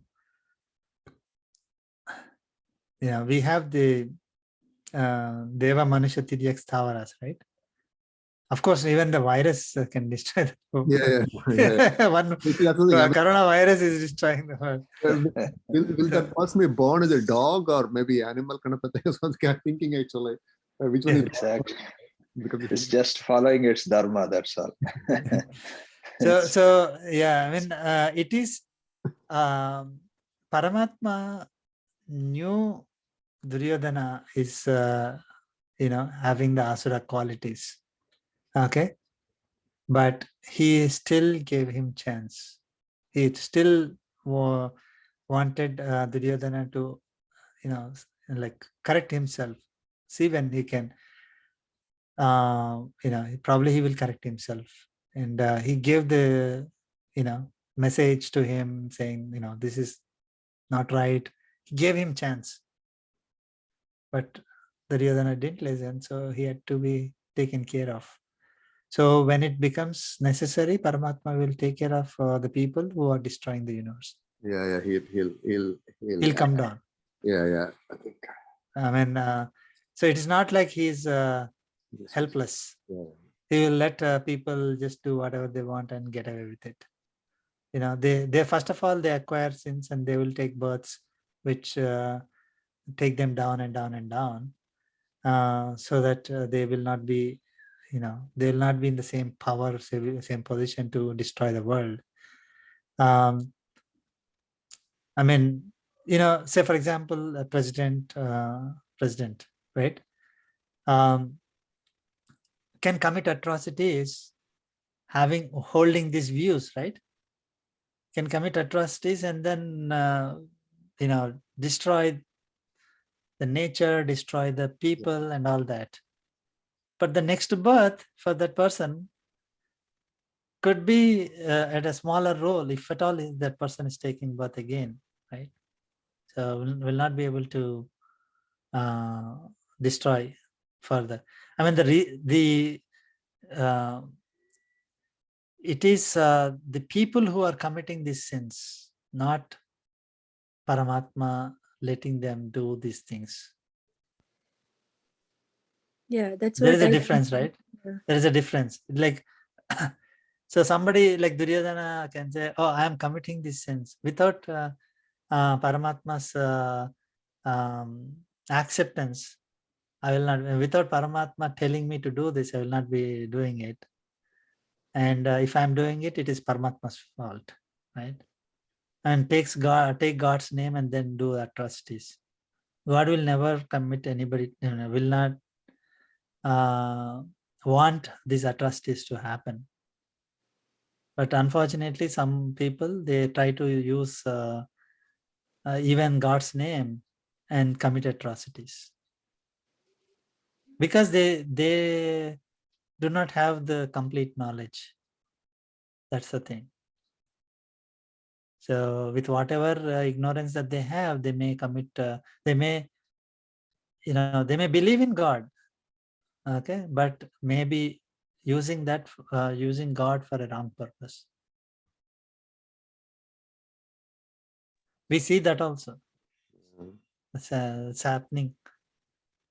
People in the name of God doing, committing atrocities. Yeah. Of course, sorry, we see all kinds of things there. Yeah. My God, your God, and then kill other, other people and all that, and not taking care of somebody because they belong to another religion or something like that. It's all not given. They're not. God didn't say those things, but they use the name of God to do that unfortunate things.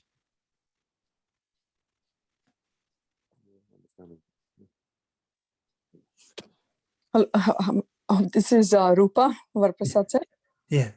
Yeah, actually, I have my friend here. She's my neighbor, but good friend also. She's also listening to this, to your discourse. And then we just, there's a neighbor who lives right across her, right? She lives in the same lane. She went through, she had a virus, right? Coronavirus, COVID-19. And then she was in emergency, right? She was in ER. So I just wanted to share that story because she's our neighbor and then she lives right across us. So if Suchi, if you want to share that story. Hi, I'm Suchi and I live next to Rupa's house. So my neighbor, who lives right across my house, so she's around 50, late 50s. And so in January, she had got COVID because she met friends and they were asymptomatic, but unfortunately she got COVID and she was severely ill, and she was hospitalized, and the doctor put her on ventilator, and they said, when she was on ventilator, and they took the X-ray of her chest, and all they could see is the X-ray was covered with, it was just white. That's it. All they could see is just white. And so it was covered with infection. And the doctor said that she's not going to survive anymore. And so the doctor called her daughter, Nisha's daughter, and told her that your mom's not going to survive. I'm very sorry. We tried our best, and she may not make it. And so then her daughter, who's married and she lives in Edison, she had come to her mom's house to Monroe. And then her dad and her brother, they sat and they performed Mahamrutyunjaya Homam at home. And then the whole night when she got the news from the doctor. And then after right after Homam, in another 2-3 days, her health started getting better. And after 1 week of staying on ventilator, and then she was slowly shifted to regular ward. And after she was shifted to regular ward, for a week she stayed there, and then she came home, and she asked her daughter that, with a very feeble, her voice was very feeble because of the severe infection. She was with very great difficulty, she was talking. And she asked her daughter, did you do when I was on ventilator, I was just hearing the chants of Mrityunjaya of Lord Shiva, Mrityunjaya. Did you do any puja in front of my room? The daughter was surprised. She said, how did you know? We didn't do the puja in front of the house, but we did puja at our house in the night. So when the lady, when she was on ventilator, she was just here. When she was on ventilator, she was hearing the chant throughout the time when she was in the hospital on the ventilator. And once she was shifted to regular ward, the chant stopped. So the miracle that the doctor could say, it's a miracle that she lived, that she could make it through this. Yeah, I think, we're trying to say, thank you, Suchi, for the story. Yeah, so what we're trying to say is, this is like if somebody is saying God is not there, and then nobody told her that they performed the mantra, Mahamrutyunjaya Japa, right, all night, chanting, and then she was able to connect, right, having this outer body experience, right? And if somebody is saying we're just body and there's nothing else, this is a proof also, right? She was outside listening to that. She was conscious enough to understand and grasp that energy, right? Absorb that energy. And when doctor said she cannot make it, she 100% made it. And then she has a big dog as mine. And then we walk together, and then I see her walking perfectly fine, just like me, right? And this is amazing to me, right? Yeah. Just 2 months back, doctor said she won't make it. So yeah, that's wonderful. That's very glad to hear. These are the experiences that will make our faith very strong. And there is definitely, as you rightly said, there is definitely, these are proofs that, Paramatma exists, and what we have in the scriptures is the truth. And we need to believe in it. We have to practice. And yeah, it's wonderful.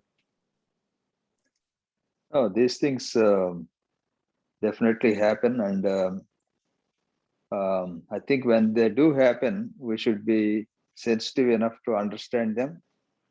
That's another problem. And, even, I know a couple of incidents that have happened.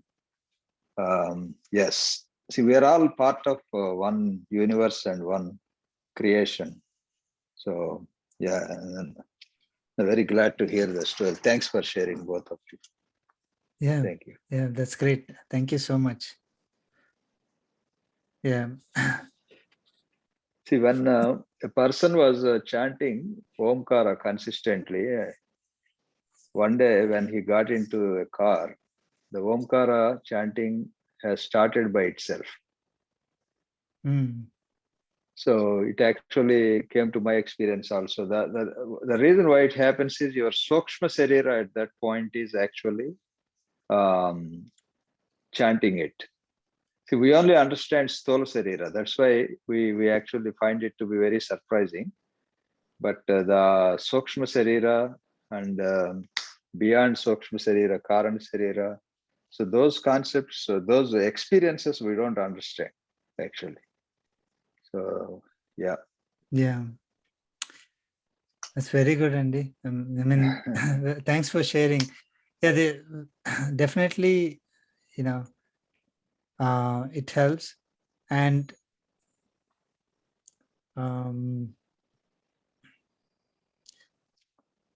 she's very fortunate to to get through this with that with the japa. Yeah, one She's more very to add. fortunate. This is Sri's side, but yeah, I think very glad to hear that story as well. That similar thing happened to in my family, close family, but of course the same in the hospital, in the ward itself. We did the Mrityunjaya Mahamantra and everything. So I mean, of course, the result was not positive. I mean, I just want to call it out, like even if it was not positive, the faith which we have should not be driven with the outcome of the result is what I would think, because of course, like we relate, if it is positive, then definitely the faith becomes stronger. At the same time, if the outcome is negative, it could be very well possible that the faith could completely go away. So I think just wanted to add, like the outcome should not at the end of the day drive the faith of what we should do and not do. But of course, it is again his blessing, and everything needs to be there to think anyway, like whether the outcome is positive or Right. negative. Yeah, that's true. And I mean, we do our duty to the best of our abilities, and Paramatma is the one who gives the result to us. And no matter what, even great people have to leave this earth. Their bodies, current bodies, right? So it happens soon for someone and late for someone. So it's not like Paramatma is cursing somebody if they want to go, if someone leaves sooner. And the people who are living for a long time, they are blessed. It's not like that. Yeah, you're absolutely right. I mean, but definitely, I mean, I think that experience shows that we have to do our duty. We have to believe in that. We do our whatever we can. And if we have true knowledge, then we will leave it to God. After praying to God, we'll leave it to Him, as you rightly mentioned. No matter what happens, like chanting the name of Lord at the time of leaving would definitely help that person. I mean, help that Atma. If at all the Atma is leaving the body, Atma will take a better birth in the next life. I mean, of course, it's directly given in Bhagavad Gita. It's at the time of leaving, if we are chanting the name of the Lord, chanting the Omkara, then the Atma will actually will get the moksha, is what is written. So even if it is not perfect, the person, the Atma is going to take birth in a better body. No matter what they have done in the whatever, like let's say they are living for 90 years, but at the time they are leaving, they do this, they will be able to get a better life next time. So it definitely helps. So yeah, the result may be positive or negative, doesn't matter. It will be positive. It is positive overall, because that Atma will take birth in a better body next time. So it's always positive only. Only thing is the current body, they will be leaving the current body. For us, it will look like it is negative, but it may be even possible that the Atma might get the moksha as well. That's ultimate positive. Sending positive thoughts and prayers, I mean, they definitely go a long way. Yeah. That's good, Andy. Thank you so much, Andy, for sharing, and thank you for coming and joining us. Really appreciate. Thanks, Rupaji sir. and I have a big batch of friends, so I'll tell them if you want to spend time with me, because I'm not hanging out with any of them consciously. So this is the deal, right? If you really want to hang out with me, come out weekend and then hang out with me during the satsang, right? So yeah, so that way, they kind of like they get to hang out with me. So very good, very and good. then this one, yeah. I mean, there is one more thing that analyzing, going through Bhagavad Gita and analyzing it, actually it stimulates our brain. Okay, I mean, they may not be thinking of all these, all the spiritual things. I mean, even if you don't care about all those things, Bhagavad Gita stimulates the brain. So they will definitely be able to perform in, if they're doing a job or studies or whatever, stimulates the brain in a way that will make it more effective. Yeah, and in my experience also, one becomes very strong, right? Because now you have the knowledge, you know what is going on, who you are, and why we are here. It's almost like you have a machine. When you don't know anything about that machine, you are very afraid to operate it, or even if you operate it, you are always fearful. We don't know if I press this button, what happens. So Bhagavad Gita really eliminates, or let's put it in the positive way, it strengthens us so much that that itself is, how would I say, mukti, right? Mukti. So it's coming out of fear. Right. Life manual. Yeah, exactly.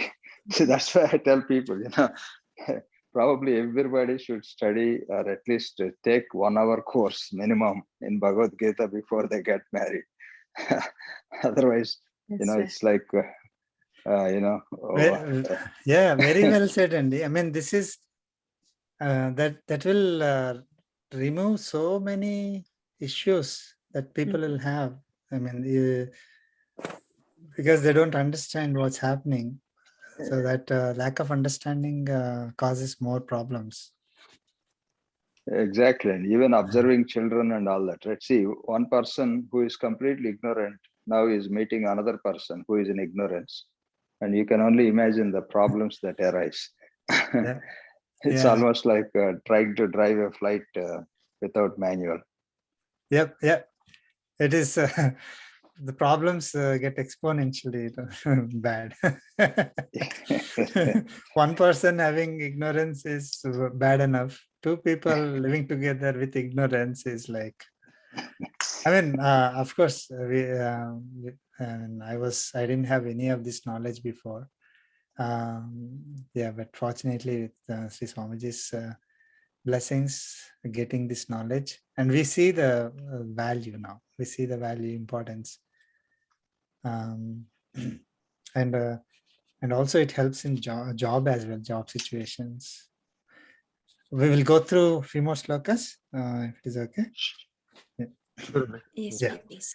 Yeah. Sloka 10.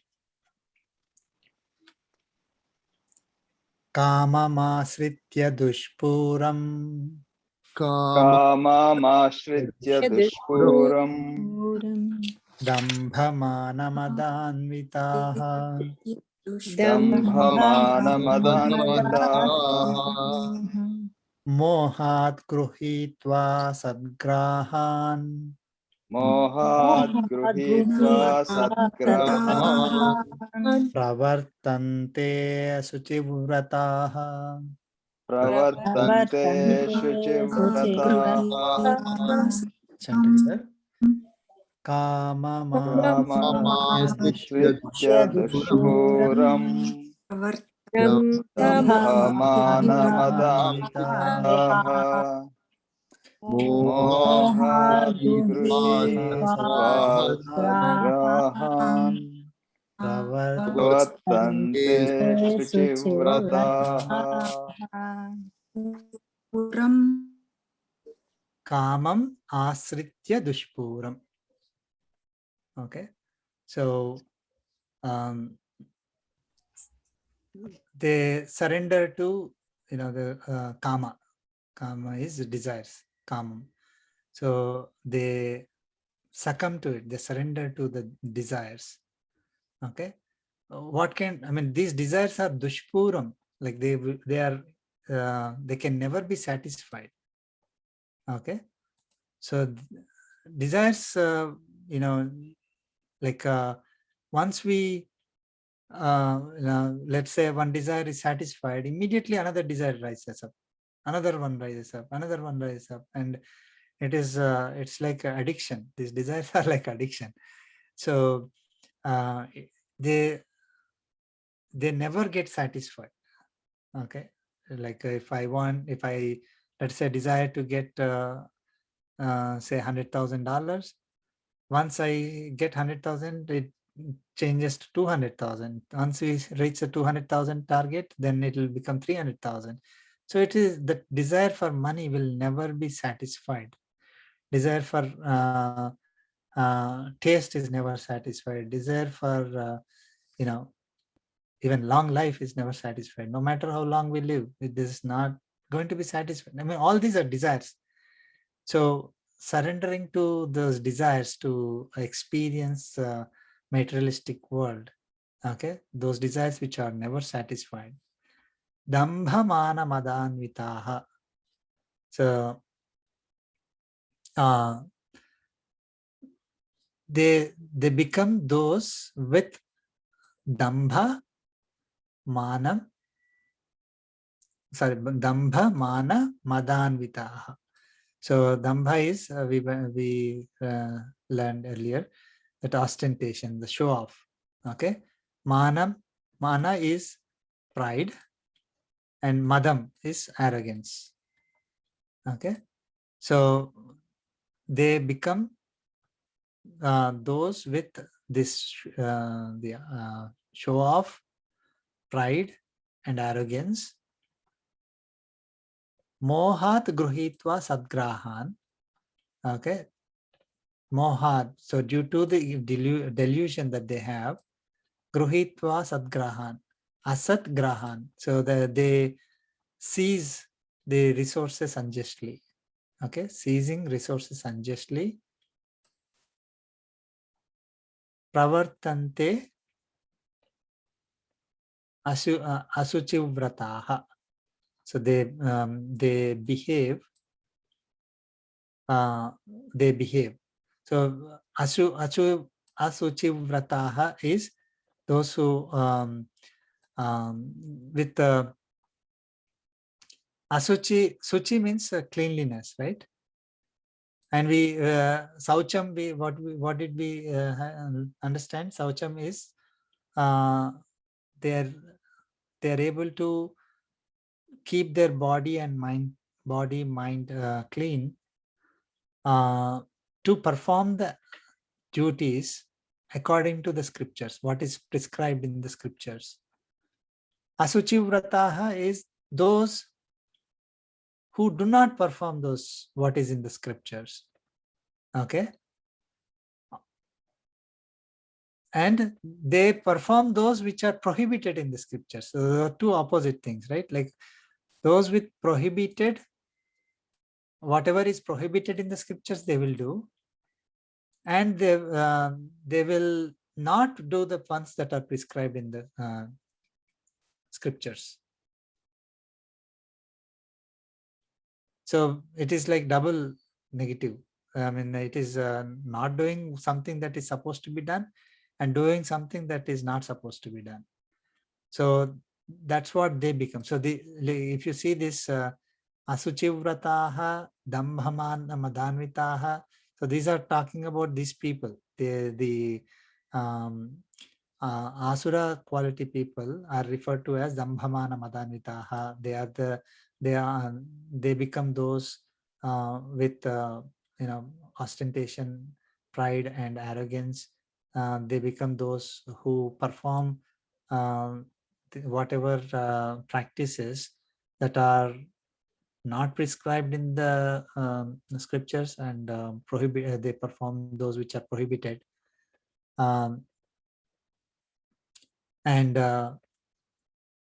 So why are they performing all these things? It's because they are surrendering to the insatiable desire, the desires that are that can never be satisfied. Okay. So very important things here. So they are primarily driven by the desires that can never be satisfied. However, due to delusion, they think that they can satisfy these desires. Okay. They adopt unlawful or unjust means to acquire the resources. They seize these resources thinking, I alone perform these actions by my own energy or abilities. The results are because of me, that is my actions, and the results are mine to enjoy. So this is how they, whatever resources that they get, I mean, they seize them saying that they belong to us. I mean, I did it. Okay, whatever may be the means. Now I did it, and then they acquire. So as they start achieving some successes, they take pleasure enjoying those results, right? So they develop pride, while they, as they experience this pleasure, they feel great. So they feel that pride, okay, thinking how great they are. Along with enjoying the results, they also want to show off their greatness to others. Then they're not just satisfied with that enjoyment. Oh, I got the result, I'm enjoying it. They're not simply satisfied with that. They want to show off. Okay, it is like I got, like money, and I'm able to enjoy, I'm able to get good food and have some comforts in life. That's okay. But they'll say that's not. They don't get satisfied with that. They have to show off. They have to throw a big party. They have to show off with all the ornaments and everything. They have to have decorations, and everybody should recognize them. Oh, how great these people are! How much money these people have, or they want to show off. Okay, and when they are showing off, they derive more pleasure from this show off. Okay, and like when they show off, what happens typically? Others praise them, right? Others praise their greatness. So that praising gives them more happiness. Not only that they're enjoying that result, now since others are praising, that it gives even more happiness to them. Okay, and let us say others, I mean, it's possible that others are feeling jealous of these people. That is also enjoyment for them. I have to let others feel jealous of me. Okay, that is what these asura people are. That is one of the reasons why they want to show off, and they want to make people feel ashamed. Okay, that gives them pleasure. Okay, and as this pride starts increasing, it becomes arrogance. Now they become offensive. Okay, and they start insulting or attacking others. They perform impure practices which are prohibited or not prescribed in the scriptures. See, basically, once they start attacking, right, they lose. I mean, they start with all this, the pride. They think that everything belongs to them. They develop that pride. They want show off, and they become arrogant. And then what happens is, finally, they start doing things which are totally prohibited or not prescribed in the scriptures.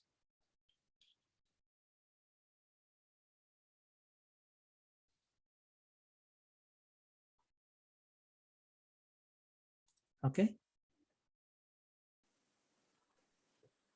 Is it okay we cover 11th also? Yeah, sure. Yeah. Okay.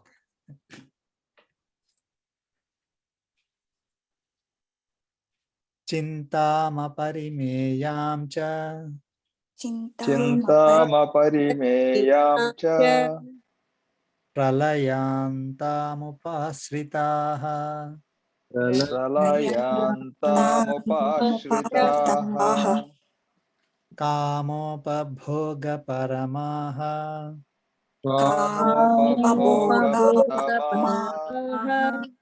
एतावत् इति निश्चिताः एतावत् इति निश्चिताः Just chant together.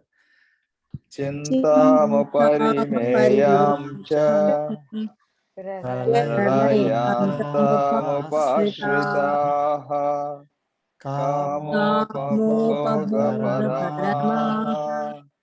एतावत् इति निश्चिताः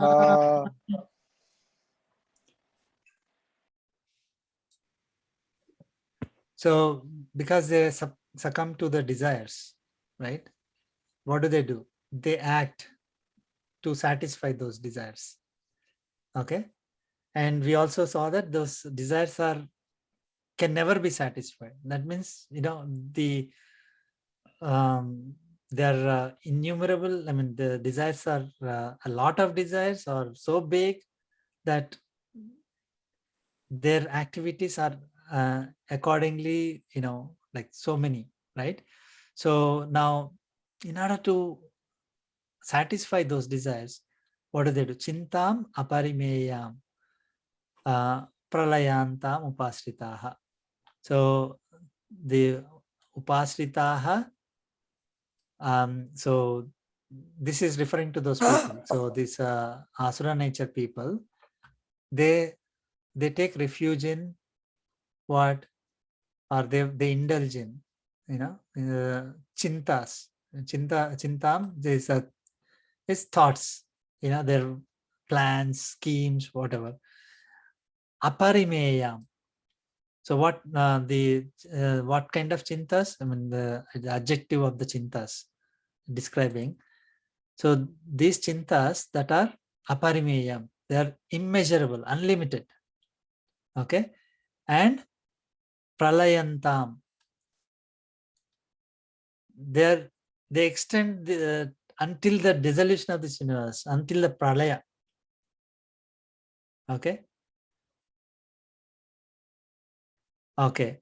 And kamopabhoga paramaha is so again, these people, they have the sense gratification as the highest goal. Kama upabhoga paramaha. So they're having the sense gratification as the highest goal. Okay. Etavat iti nischitaha. These people are convinced. That's all. There's nothing else more to do. More, See, unfortunately, I'm going it a little bit quick because time is up. So let us go through that. So Lord Krishna is saying, Asura nature people occupy themselves with materialistic thoughts, schemes, worries, anxieties that are immeasurable and unlimited, that go beyond the current lifetime, that seem to extend until the end of universe. Okay, like nobody, like when somebody is making these plans, they don't think that okay, what is my age? Okay, I'm so and so years of age. I may live for another X number of years, and then make plans. No, they will not have that at all. Like they will keep acquiring. I need to acquire, and with no limit. Okay, and the desires also, I have to. They will have their desires in such a way that they think that they will live forever. Okay, till the end of universe. Okay, these people may have sufficient wealth, money or properties to live comfortable life rest of their life. Okay, let's say they already have enough money. However, they make plans to earn even more wealth and run after this goal. Okay, that you see a lot of rich people, they have plenty of money, but still, of course, they have to do their duty properly. It's fine. Up to that extent it is fine, but they run after that. They have to make, if it has 1 million, they have to make it 5 million. If they have 5 million, 100 million. So that's how they run after it, and then forget everything else. So they think they virtually live till the end of this universe, and they will need unlimited wealth for themselves. They don't even know why they are creating so much wealth. First of all, like they will have, okay, I need to make 16 billion dollars, for example. That's one of the, and they don't. Why does someone need so much money? Just giving an extreme example.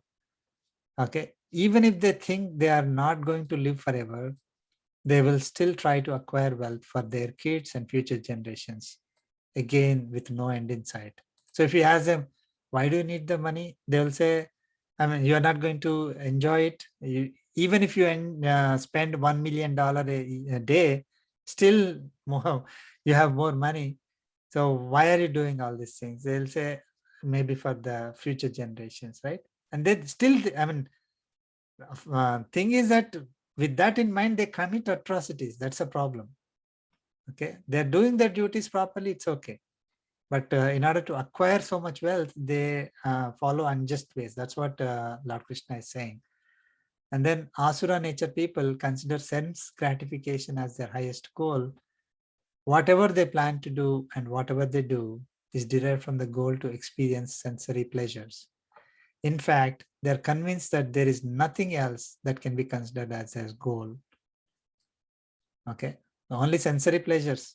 That's why he's saying that they're convinced that that's it, evat iti, that's all. There is nothing, there is nothing more.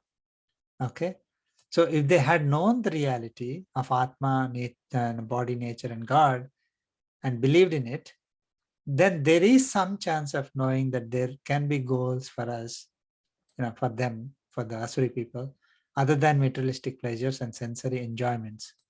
But unfortunately, what happens? These Asura people do not know or believe in such a thing. So they are absolutely clear what they want in life. They're very clear. We need to have as much materialistic desires as possible, even if it takes one lifetime or several lifetimes to satisfy those desires. They don't really care. And when they keep having these desires, they don't say, oh, this is more than my sufficient one particular life. So as many desires as possible, and work towards fulfilling these desires and enjoy the results. They'll say, what else is there in life?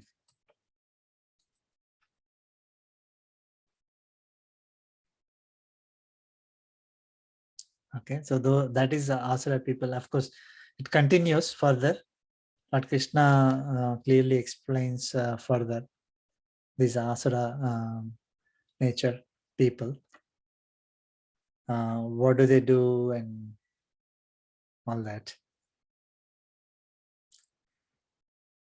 Any questions? I feel sometimes people without knowing Bhagavad Gita also are sometimes better, right? Meaning, I don't know, we have so much of culture and everything, right? We know Gita and everything. So today we met a person actually from our village. A kid got into Colombia, and then we had to set him up, and then he had to rent an apartment. And the person, he's Indian, South Indian, right? He has 15 apartments in New York City, sir. I know I don't take too long time, but this kid, he's struggling. He doesn't have very brilliant kid, right? He has his own patent at 22. He came from our village where their family income is 35,000 rupees every year, sir. Okay. Oh, wow. Yeah. He has some grants, but I know this kid will be hired in greatest companies, right? As soon as he graduates from Columbia. Okay. But there's time now. He has some money, but not too much, right? Today we went to set up his bed, all those miscellaneous, whatever he needs, right? Just a little bit from our side.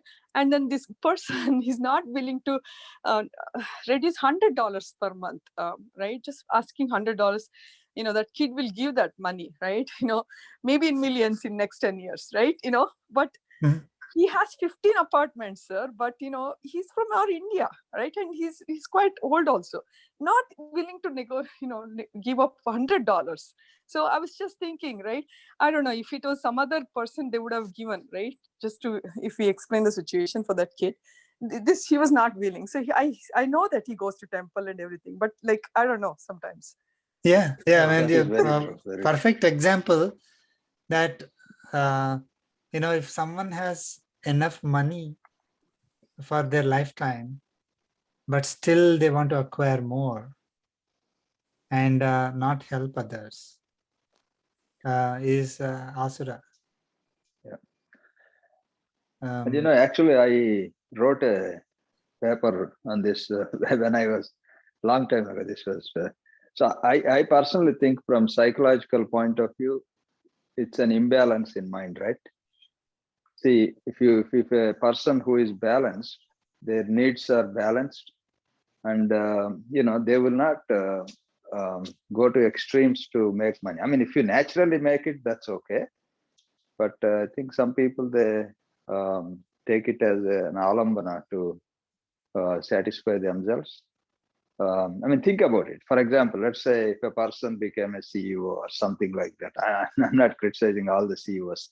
I mean, it's all in their mind. We can't say by appearance. Let's say they made $1 billion. Now they have $20 billion. So why would, logically thinking, a person who has 1 billion or 2 billion or 50 billion will again be making policies that are not correct and that lead him to make more money? That's a clear mental imbalance. Yeah. I mean, unfortunately, they are measured on the how much money they make, and that is a kind of they put it as their necklace, and show off. Okay, I made this much money. Exactly. Whether they are able to spend it, use it, I mean, properly, they don't care. It's like their show off. That's exactly we want to. I mean, Lord Krishna.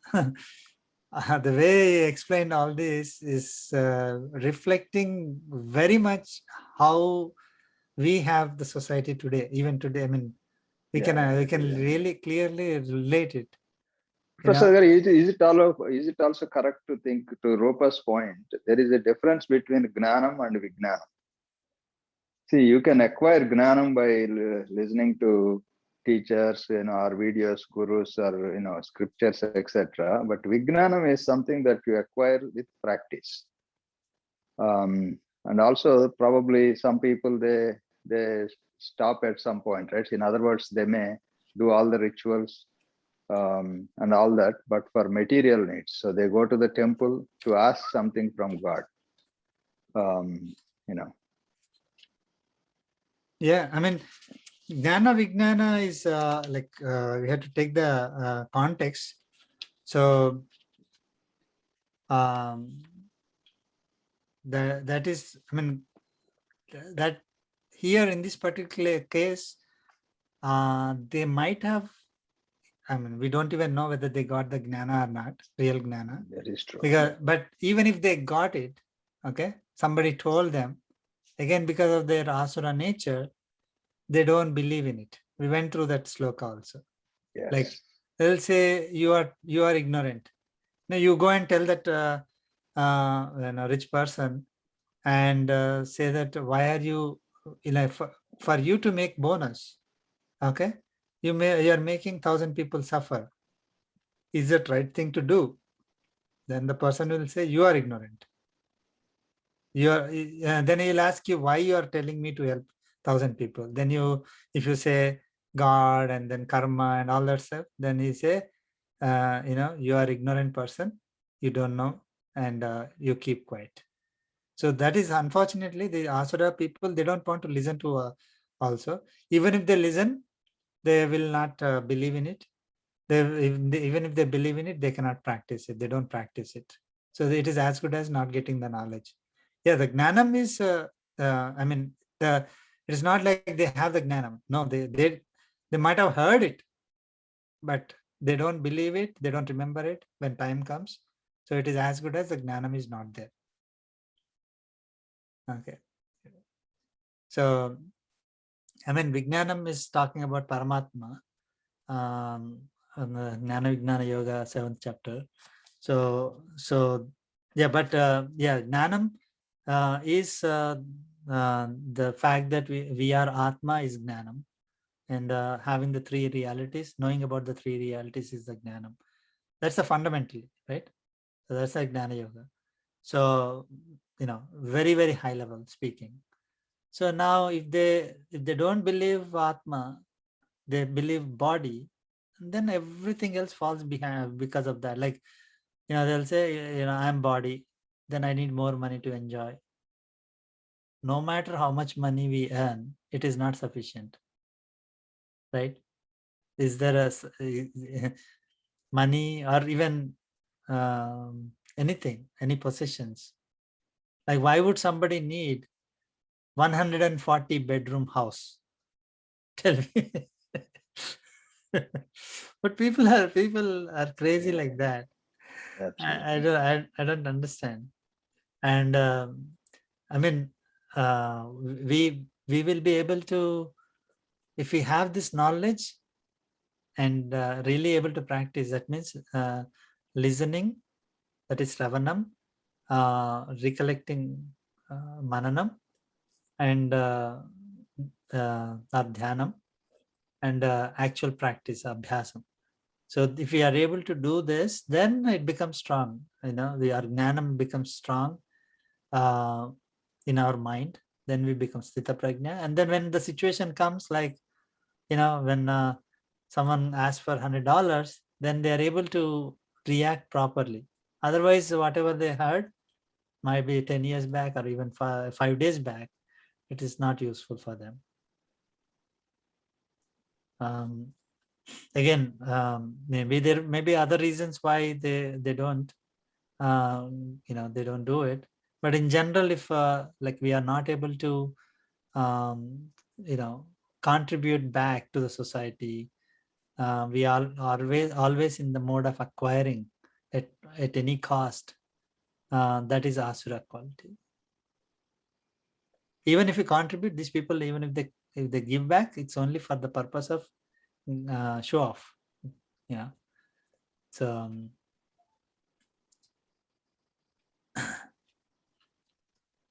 this is again, learning about asura people is eye-opening, because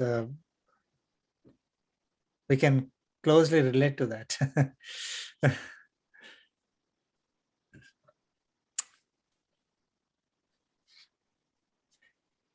Okay. Thank you, everyone. Thank you so for much, staying sir. back late. Oh, I really appreciate. We'll conclude with the concluding prayer. Kayena vacha manasendriya atmana va prakrite swabhava karomi yajjat sakalam parasmai Narayanaayati samarpayami Sriman Srimanarayanaayati samarpayami Sarvam Shri Krishnarpanamastu Om Om Asmadgurubhyo Namaha Jai Sriman Narayana. Jai Shriman Jai Srimanarayana. Jai Sriman Narayana, everyone. Jai Shriman. Thank you so much.